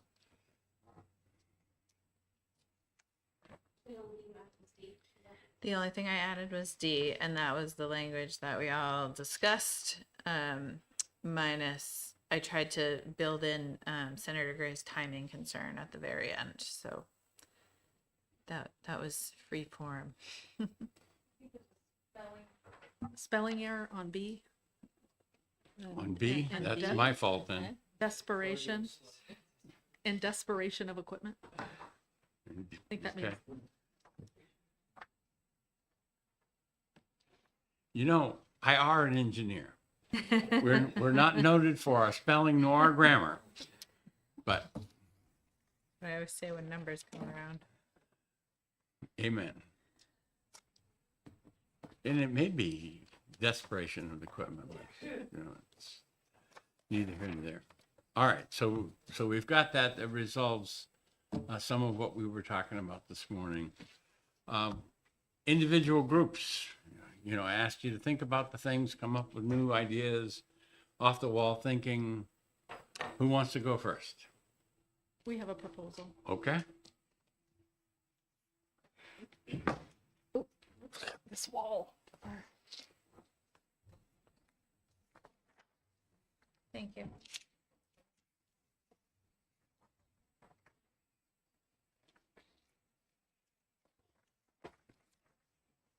Thank you.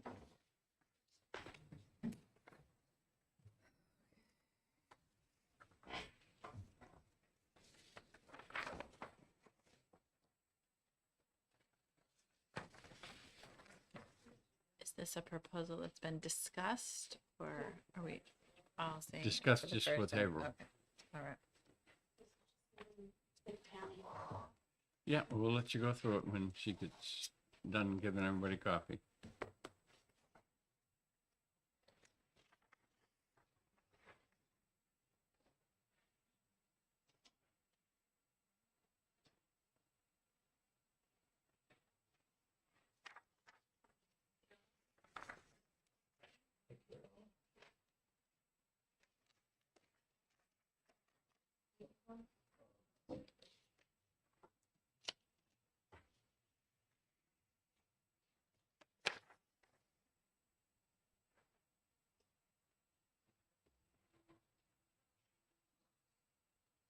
Jennifer, do you want to go ahead and walk through it? Yep. So this was, after talking between the town manager and myself, I had already, on the back of this one, the one that's lengthwise, is what I threw together for the calculation of what would be Woodsville's apportionment of the highway block grant. That's on the one that's lengthwise. That figure carries into the spreadsheet that's on the front. And so this is for highway only. Pretty much calculating, the first step would be calculating the Woodsville portion of the highway block grant in accordance with the distribution at the state level. Calculating the net highway budget, and then calculating the cost per mile. And then calculating what would be Woodsville's portion of the highway expenditures based on the cost per mile and the miles of road in Woodsville. And then taking that amount and adding it to the Woodsville's portion of the highway block grant to come up with the distribution to Woodsville. Which seems to be slightly higher than what you were thinking, 80,000. We came up to 102,000. And this is all based on our 2023 actuals and data. And I provided you with the highway budget.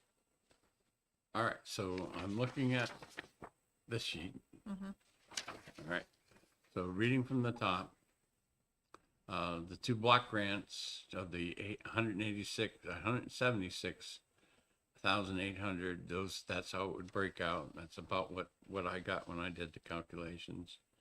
Highway expenditures are from this sheet over here, the 743.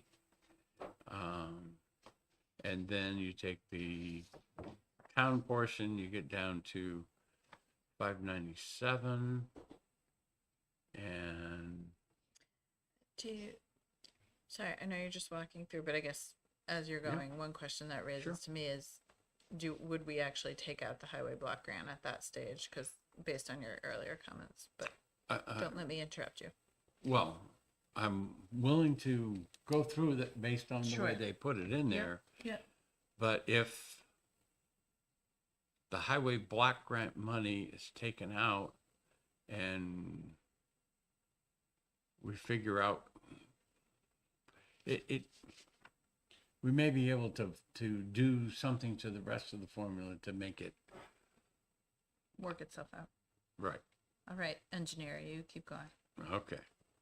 So the net expenditures is that, then the class 5 road mileage.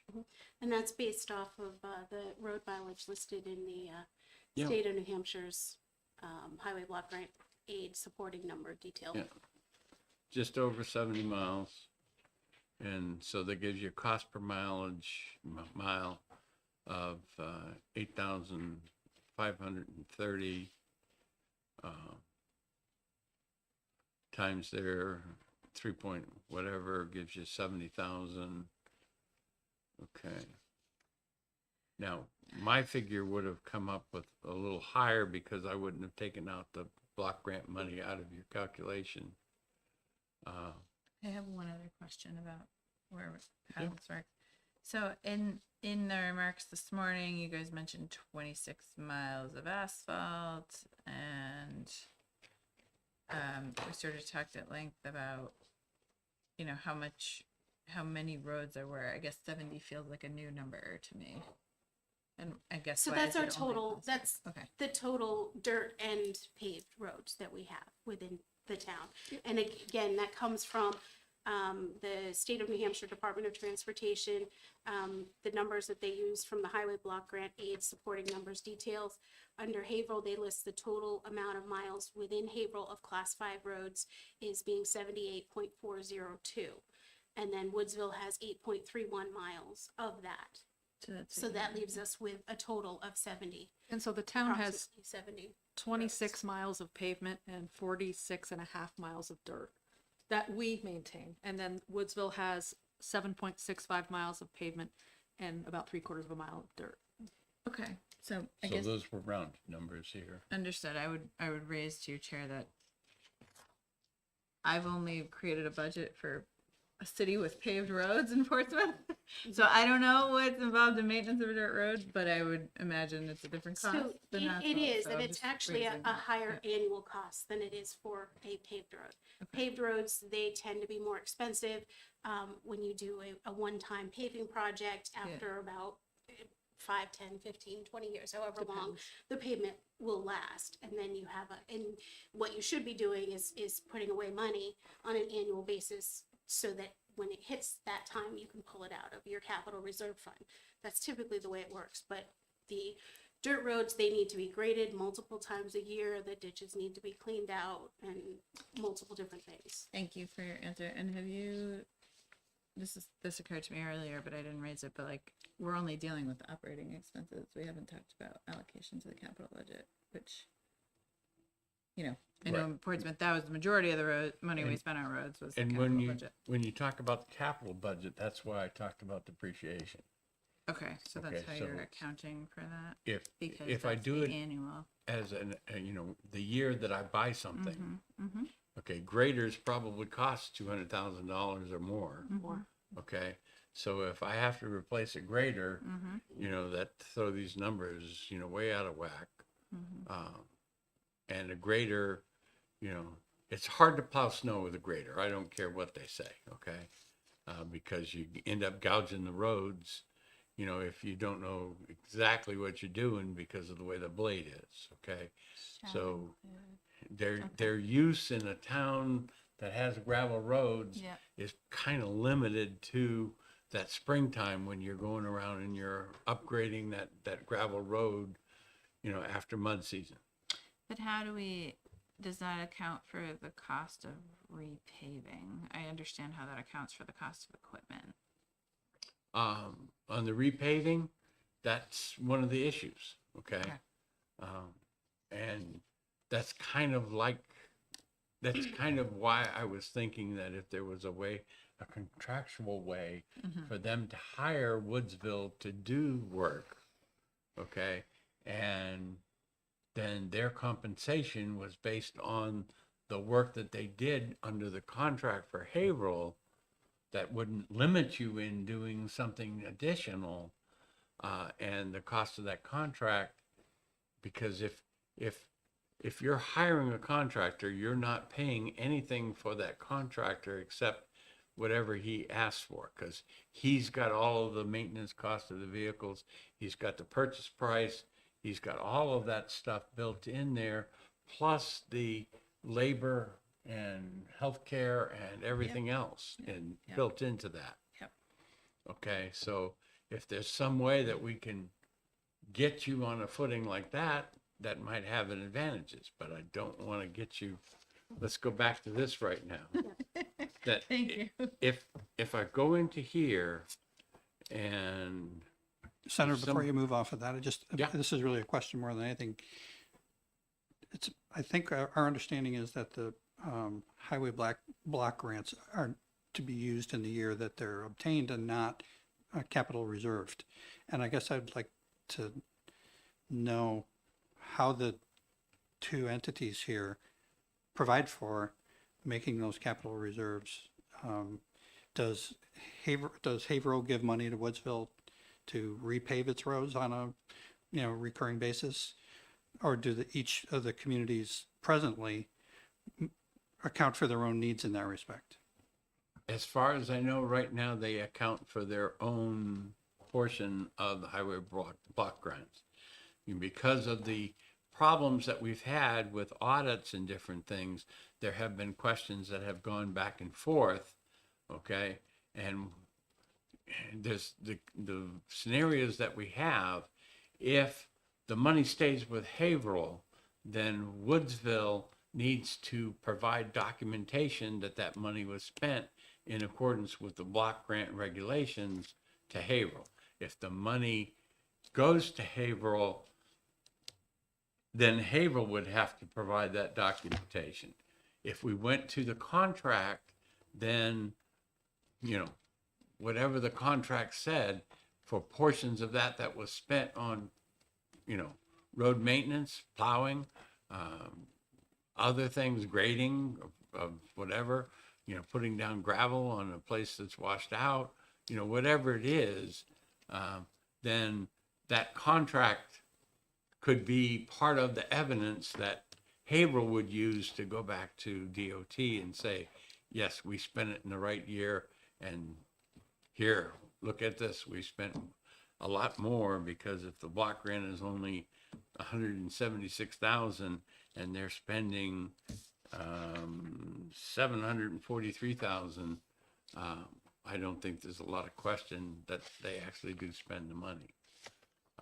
How much of that is allowable through DOT, I don't know, because I don't know enough.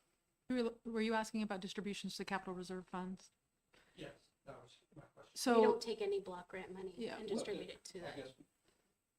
More broadly, whether it comes out of block grant money or somewhere else, is, for example, with respect to the warrant articles that that have been proposed and are currently on the table, is any amount of that money destined to go from Haverhill to Woodsville to repave roads in Woodsville at some point in the future?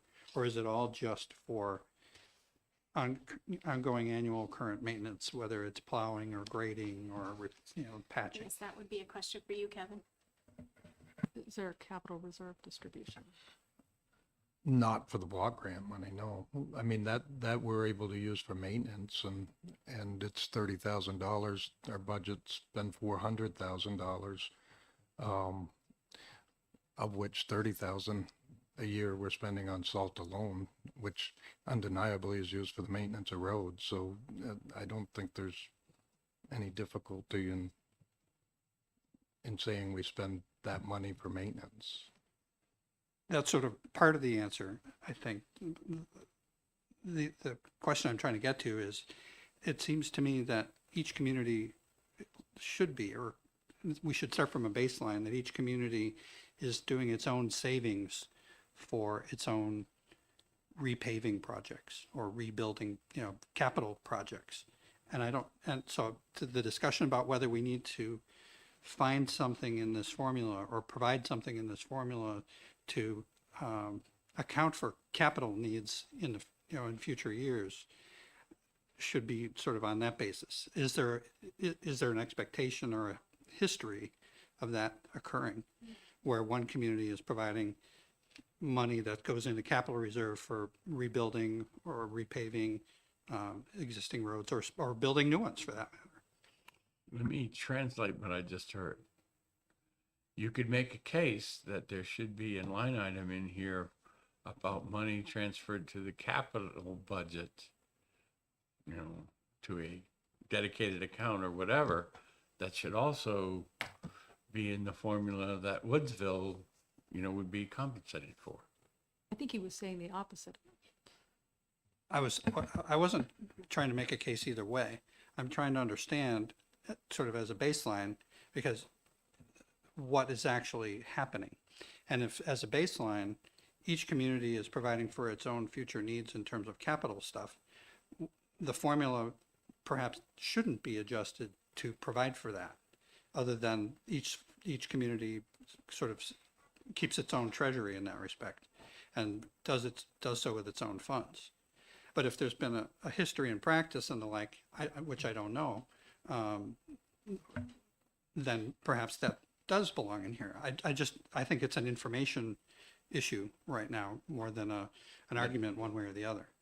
But see, what I'm trying to get to is that if Haverhill is able to put money in there, that money is coming from the taxation, and that taxation includes Haverhill and all of the village districts, so that Woodsville is actually paying for a portion of that money that goes into Haverhill's account.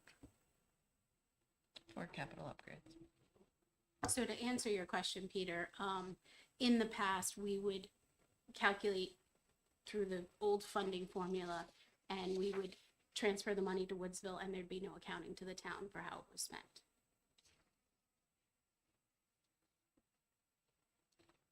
In some years, that would be 450,000. Some years it would be 200 and something thousand. It varied year to year, but the only accounting that we got would be in the town report and just a basic summary of what their expenses were for the highway department.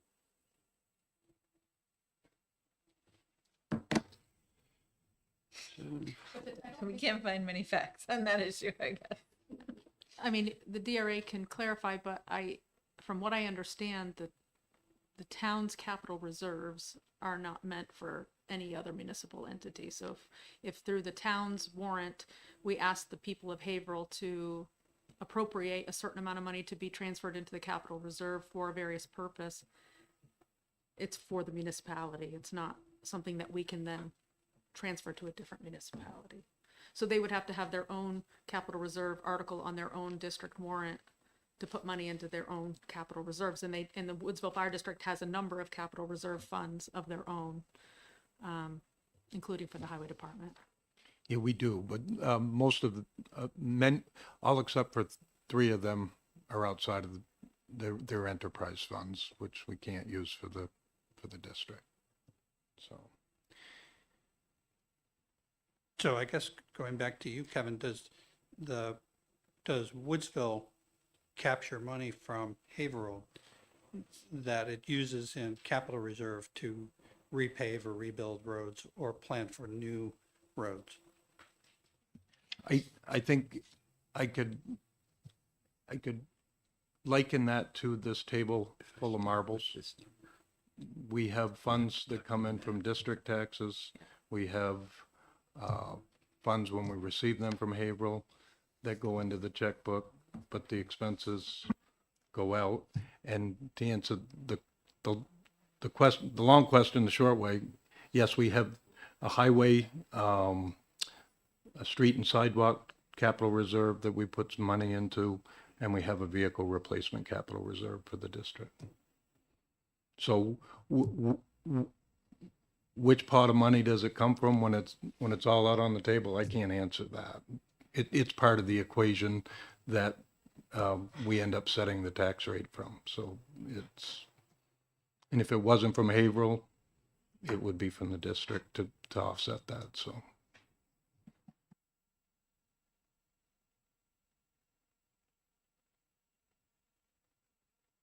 If I missed anything important, all right, I was back on this sheet here. Okay, and that, the numbers, just looking quickly through here, if I don't take out the highway block grant of 145,600, whatever, then my number for cost per mile comes out to 10,608, which then would come out to 88,151. And that if then I say they also get the amount of money that would come from the highway block grant, then they would get $119,381. So, Give or take a decimal point or two. so I think the concern there is that if you're including the entire 175,000, then you're giving them their highway block grant money of 31,000, plus you're including it in the average and giving them highway block grant money on top of that. So am I including it in there?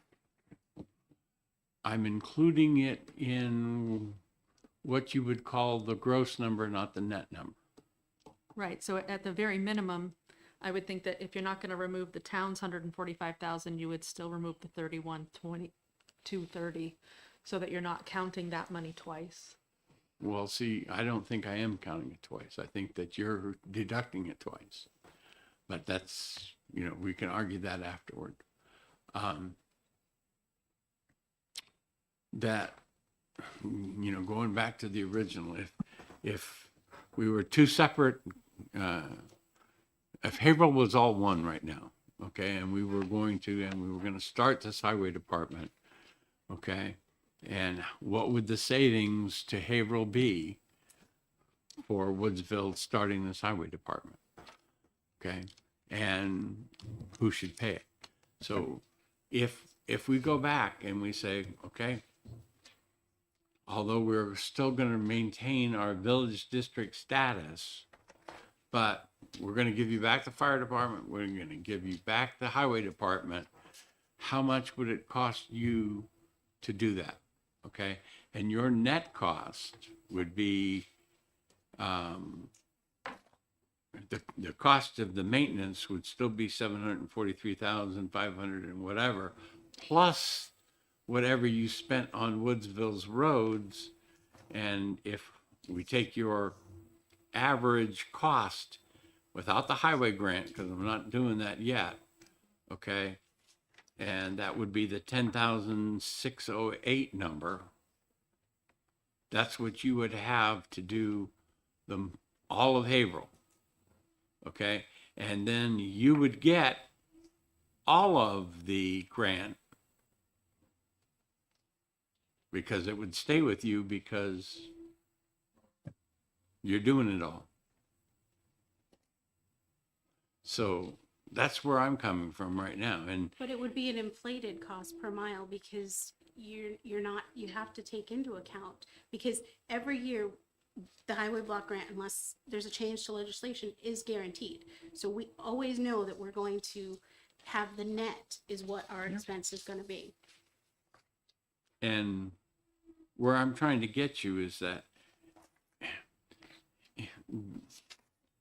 let's do it this way. Okay, so we've got $743,524, and I'm just going to call it 500. Okay, and I'm going to leave off the rest. If to that I add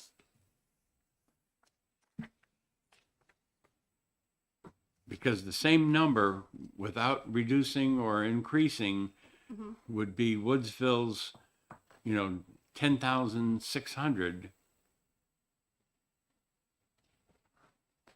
that would be the total cost of the maintenance. All right. Then I go and consider what's happening with the highway block grant. And from the 743.5, I would take out the 145, 600, and again, I'm rounding. And out of Woodsville, I would take out the 31.2, okay? And the first one would be the gross cost, the 743 and the 10.6, and the net cost would be the 145.6 and 31.2. Okay, to get there,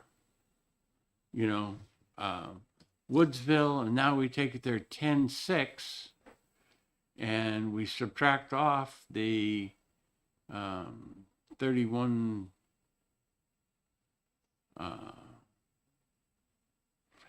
Their net cost is more than the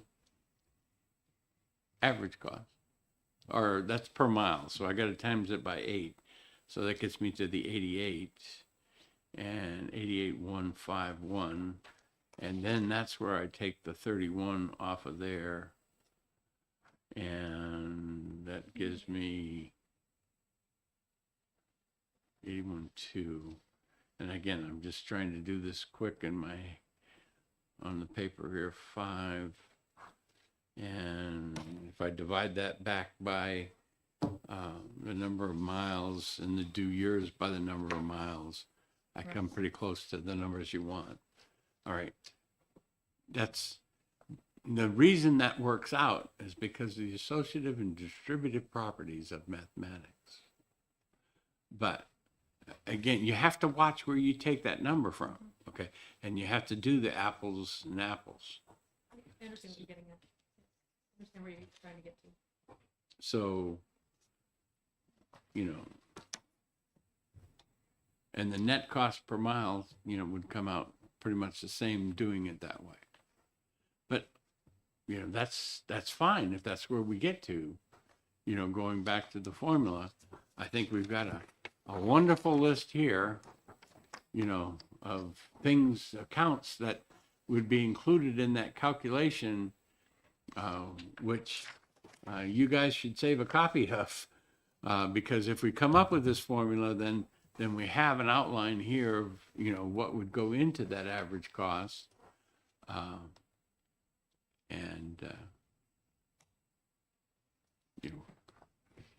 Because I would rather do it with average cost, they get average cost, and then we deal separately with the highway funds.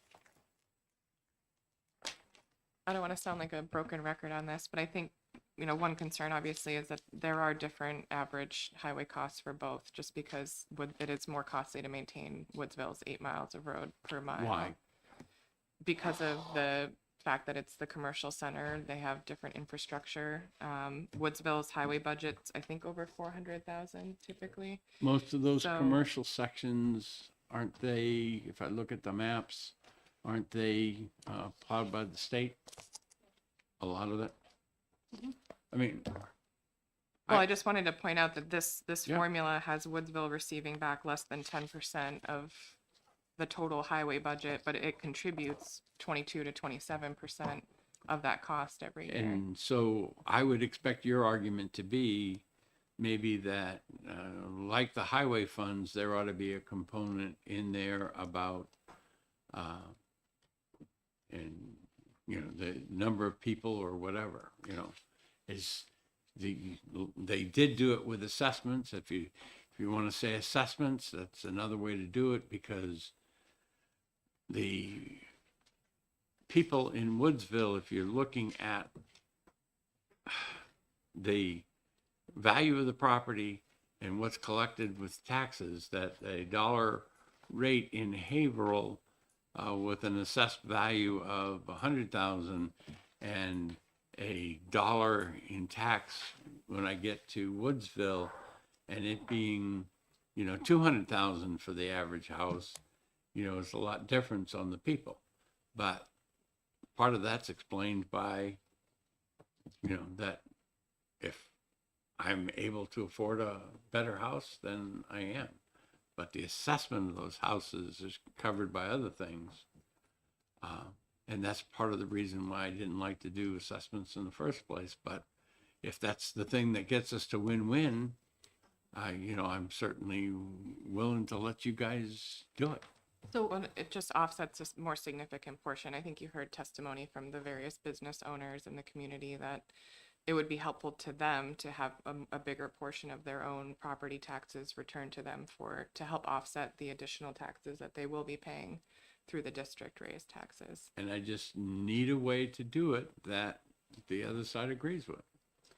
Okay, I'm not trying to force you into doing other things other than what I'm going to write in the bill if you don't get an agreement.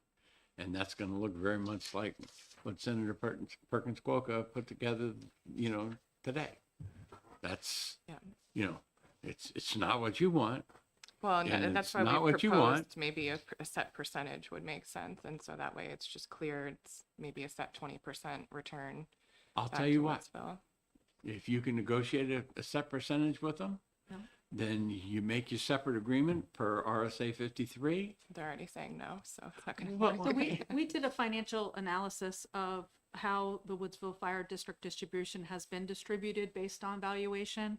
And it was significantly skewed. So when we looked at this evaluation, we looked at the 23.63 over time. So we did 2017 through 2021, and it was around 23.5%. That was the calculation based on valuation.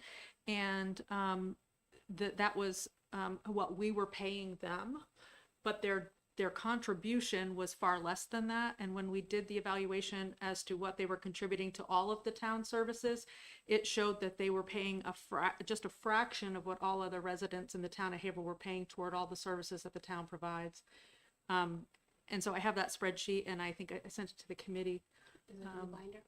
It's in the binder It's as well. It's probably in the binder, but because I got home at 9 Yeah. o'clock last night and, Yep. And so what it and showed. I was working on that other thing, So what it showed was that over time, so the Woodsville portion tax effort would have been 3 million, but due to the distributions back to the Woodsville Fire District, their actual distribution was 500,000.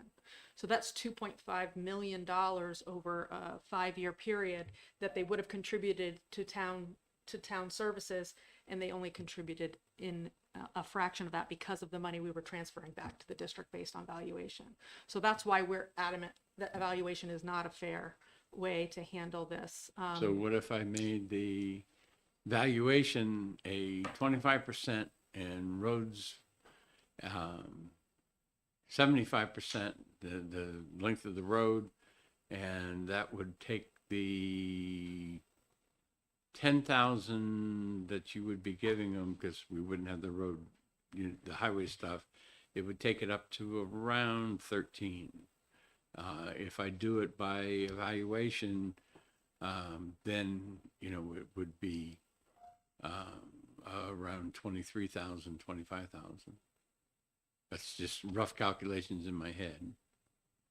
So it gets them, a small increase, and I mean, that's one way of doing it. I think, again, I don't think it makes sense to look at the percentage of what was contributed based on what was received back, because that was the whole point of getting that percent back. It's what they contributed, they received that back.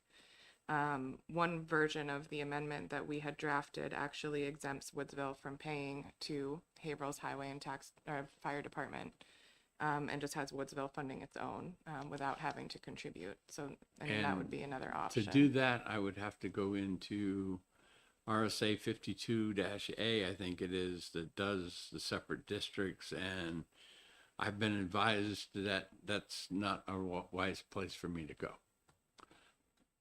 Just telling you what I've heard. Because Haverhill would have to create a district that just didn't include Woodsville, and then Woodsville would have to create its district, and then you would be taxing based on that. And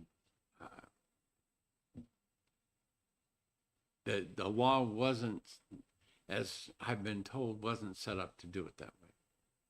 But, you know, I know that there are residents both, you know, in the hearing and last night that have talked about that.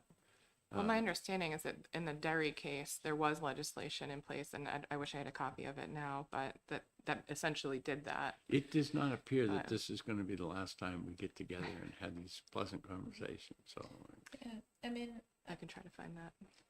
I don't know. I mean, having listened to all this, like part of it feels like, and again, all of you in this room probably have more experience with all of this than I do. So we really don't want to be in a position of deciding this. We're trying to get you guys to decide it.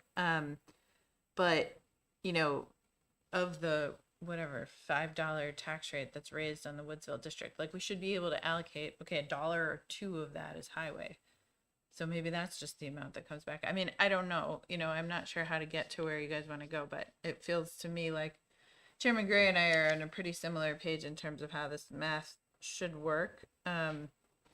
Other than, you know, just trying to arrive at somewhere that's a little bit more reflective of a different class of road in Woodsville. So I think we're kind of heading in a direction, and we'd like you guys to help us figure out this last mile. Ha!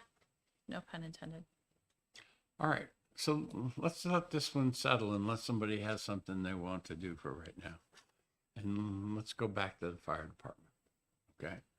My conversations with Woodsville said they were never told that, you know, that Haverhill would agree to keep the station and keep certain manning and do certain things. So Where we- are we there that we can talk about today? In your binder, the last 68 pages of that binder is all a presentation that I gave on February 11th, 2021. Yep. That was after a year-long effort from the Fire Department Merger Committee, which included the fire chief from the village of Woodsville, as well as other members of the Village Fire District.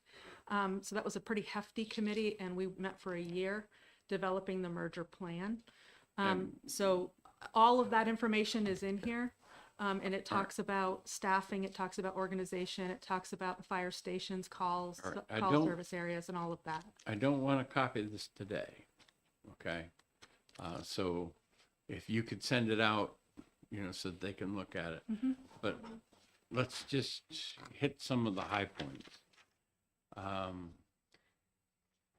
So when we These talk to all of the village districts. yeah, so all And not just- all three fire districts were part of that committee. And Who represented Woodsville? the fire chief at the time was Jeff Robbins. And Steve Robbins. Steve was Robbins also was on the fire department. committee. He was a select board member at the time. Somebody you're very familiar with? And Jay Holden sat through all of those meetings as well. And he testified before you last week. So, and all fire stations were represented at in those meetings. And we discussed how the merger of the stations would occur and how that would be rolled out. It talks about how we arrived there. We talked through all of the history as well as the goals for the new fire station or the fire department under the town, which included our staffing, our management, as well as training, equipment, trucks. There was an inventory of trucks. And there was ample discussion, not only during the committee sessions, but also during this presentation, that there was no intention to shut down stations. And we have not. So after the merger of the Haverhill Corner and North Haverhill fire stations under the blanket of the town fire department, we did not close stations, but we have been able to save the town an awful lot of money. All right, so going to Woodsville itself.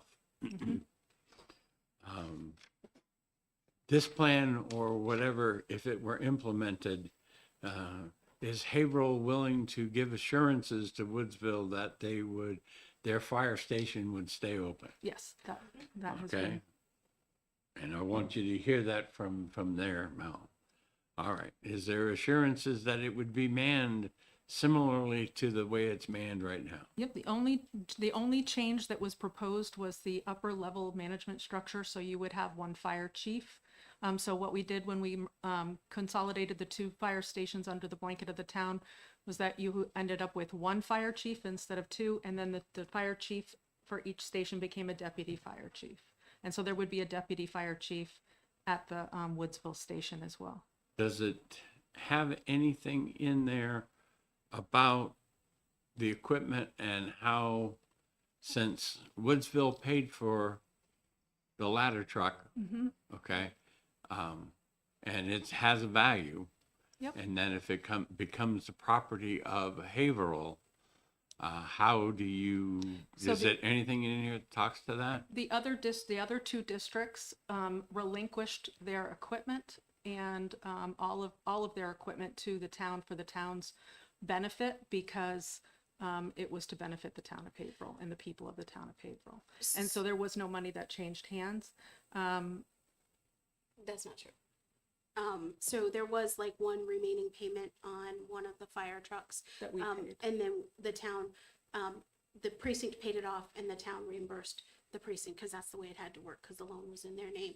And at the time that we were merging the districts, we actually had been funding each fire department in the town's budget. And we were looking to get away from that model, because we've, the town goes by, one municipality can't fund the operations of another municipality. Unless you have an agreement for Unless you have an RSA agreement. 53. Yeah, and so, we were looking to get away from that structure, and so basically, all the fire trucks prior to the ladder truck purchase, were purchased with town Town money money. for the most part. Correct? Don't know. Okay. Again, Something- that could be the something table for you- full of marbles. Something for you to check on. And so the ladder truck was purchased by you guys. We'll want to know if you have any outstanding debt on the fire truck. There isn't. No. So the other agreement that we did enter into with the two districts, when they wanted to keep their buildings, those were district-owned facilities, and they wanted to keep them. So we entered into rental agreements with the districts to be able to rent their fire stations, to keep them open, with firefighters that work for the town of Haverhill. So we have rental agreements with each of those districts to rent their fire stations. Okay, so I imagine that they're rented out at a regular commercial rate We to the negotiate- town. We negotiated fairly reasonable rates. I think they're very reasonable. So we're looking at like $600 a month. And then we And we cover all the their utilities. electricity, their cable, we cover all of those expenses as well. And so the districts also use those buildings for meetings, their district meetings and things like that. So, but we're paying Okay. for the electricity, we're paying for the internet, and paying them a rental fee. Okay.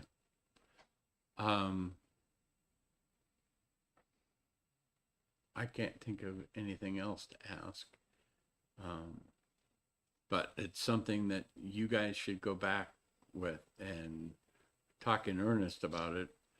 And she'll provide you this.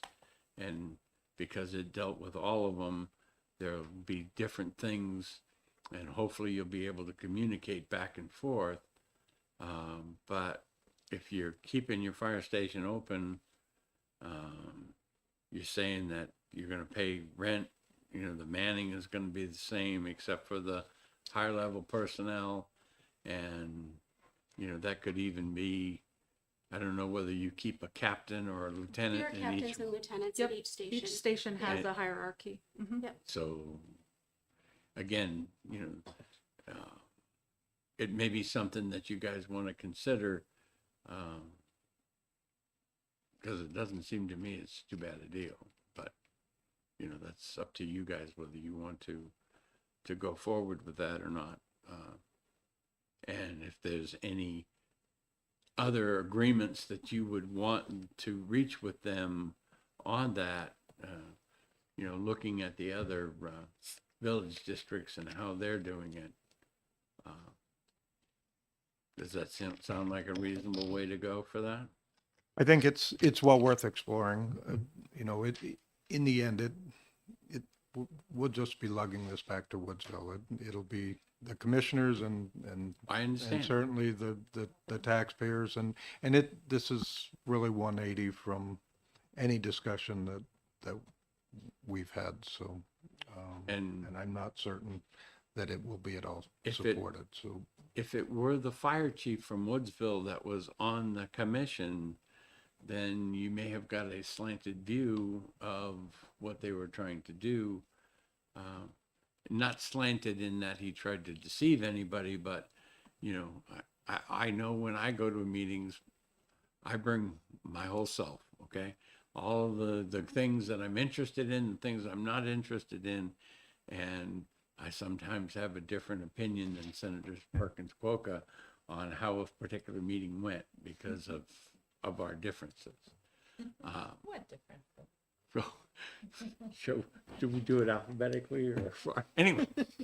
um, Senator Perkins Quokka and I get along very well. We argue like cats and dogs on certain things, but other than that, you know, we really do get along. I think of her as a daughter, you know. You know, you're not always happy with what they say or do, but you know, you still love them, you know. All right, so the fire, I think, you know, that giving you guys some time to talk about it and looking at the advantages and disadvantages of doing it, you know, may be worthwhile. And I guess I don't want this meeting to go on forever today, but I'd like you to think about if there's a way that we can do some kind of a contract, you know, for the highway services that Haverhill would provide to any part of Haverhill, and you base that on average cost, base it on something, base it on other things, or call that, you know, your rental fee for, or your contract fee. You know, you really try to think outside of the box on what you're doing and where we can get to in an agreement. Because, like I say, if you can agree, you know, the fire station is a wonderful example now that we've flushed some of it out. Okay, you're paying a rental fee for the building. Okay, well, somehow if we structure that same kind of concept into the highway stuff, and it becomes a rental fee, it's now a contract fee, and it does what I was talking about. It bypasses, you know, having the warrant article every time. It becomes a contract fee, and then you either vote the contract up or down or whatever. But, you know, if we put it in statute that you have to do this, then it becomes statute, and it goes into the regular budget, and it also go into the default budget, you know, so that it's not something that, you know, 45 people from Woodsville showed up and there was only 44 from the rest of so they got everything they wanted, you know. The numbers aren't quite right, but, you know, that's one of the things that I've heard in the emails and different things. And I don't want to go there. I want to find a way that it's win-win, you know. What are you know, if you think about and talk to each other, the goals that you can't give up, what are they? Okay. And then the goals that you can give up, okay, to get the ones that you really want. And that's basically what I think of when I think of the win-win. So who has whatever else? Because I'm thinking of looking at my schedule and think we can't do, if we were doing something next week, which is the next time I think it would be productive to do anything.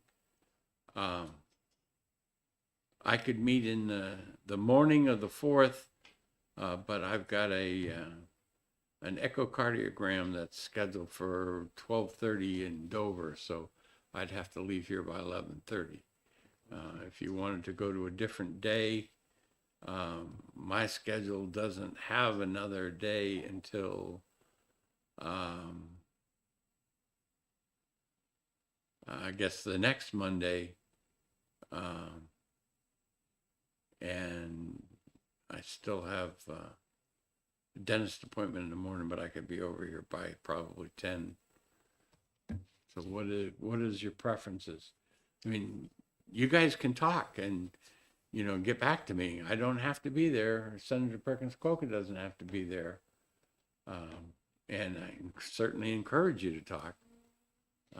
And that out of the box thinking, DRA, should be, they're my conscience over here. They even checked with DOT and said DOT didn't like splitting up the money in statute because there are, and according to municipal association, there's 17 different village districts that have highway stuff, and that would cause them problems. The contract basis for maintenance, would do me some good. We would write it in to the statute, that the fallback position is that, and we'd figure out what the formula was, based on, snow plowing would be, equivalent to, what you're paying other contractors for, or what highway department is paying for, Grafton County pays, well, they probably don't do much because you guys do it all. But what I'm saying is we would pick somebody or some group of places and say the average cost of, snow plowing contract is, and that's what you would get, something like that.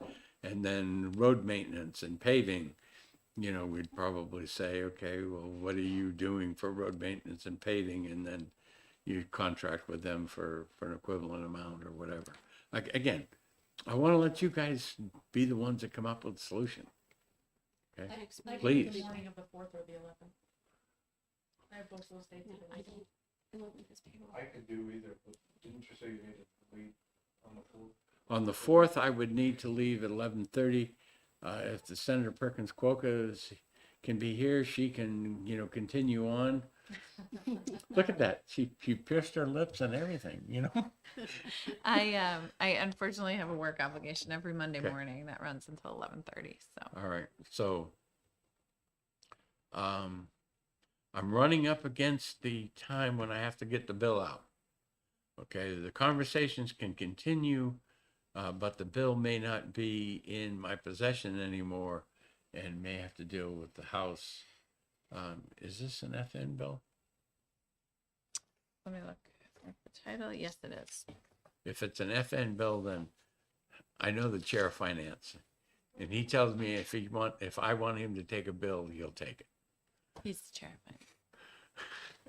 So, there would be that possibility of getting a little extra time at the end by doing it that way. March the 29th or Has to be out of April the committee by the 5th or something 28th, like that. yeah. So that's what we're dealing with. So again, I guess then I would say that to be able to let you guys get down here, if we say Monday the 11th, and that you guys will, work together in between to see what you can come up with agreements.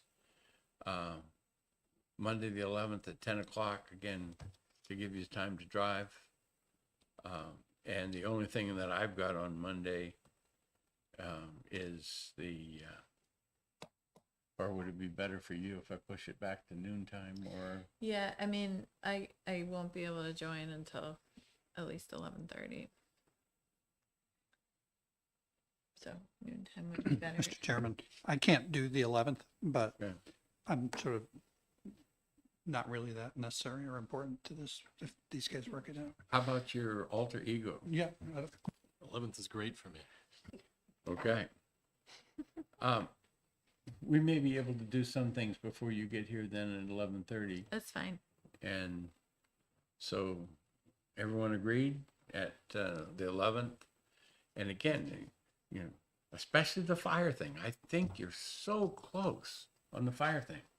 I think, you're not gonna be able to take a vote by then, but, certainly by talking with the commissioners and talking about what the status of the fire department would be afterward, I think you can really, I just see you so close on that one. And then we can deal with the other one. And are there any other issues on that list through A through N that are causing you enough problems that you want it included in the legislation? No. I'll let you guys answer too. So you want time to think about it, that's fine too. And your no answer doesn't have to be permanent. You can email us all. All right? Thank you. And in Spanish, it's vaya con Dios. You know what that means? Go with God. Very good. We have a Spanish caller here. All right. Take care and see you on the 11th. Thank you guys.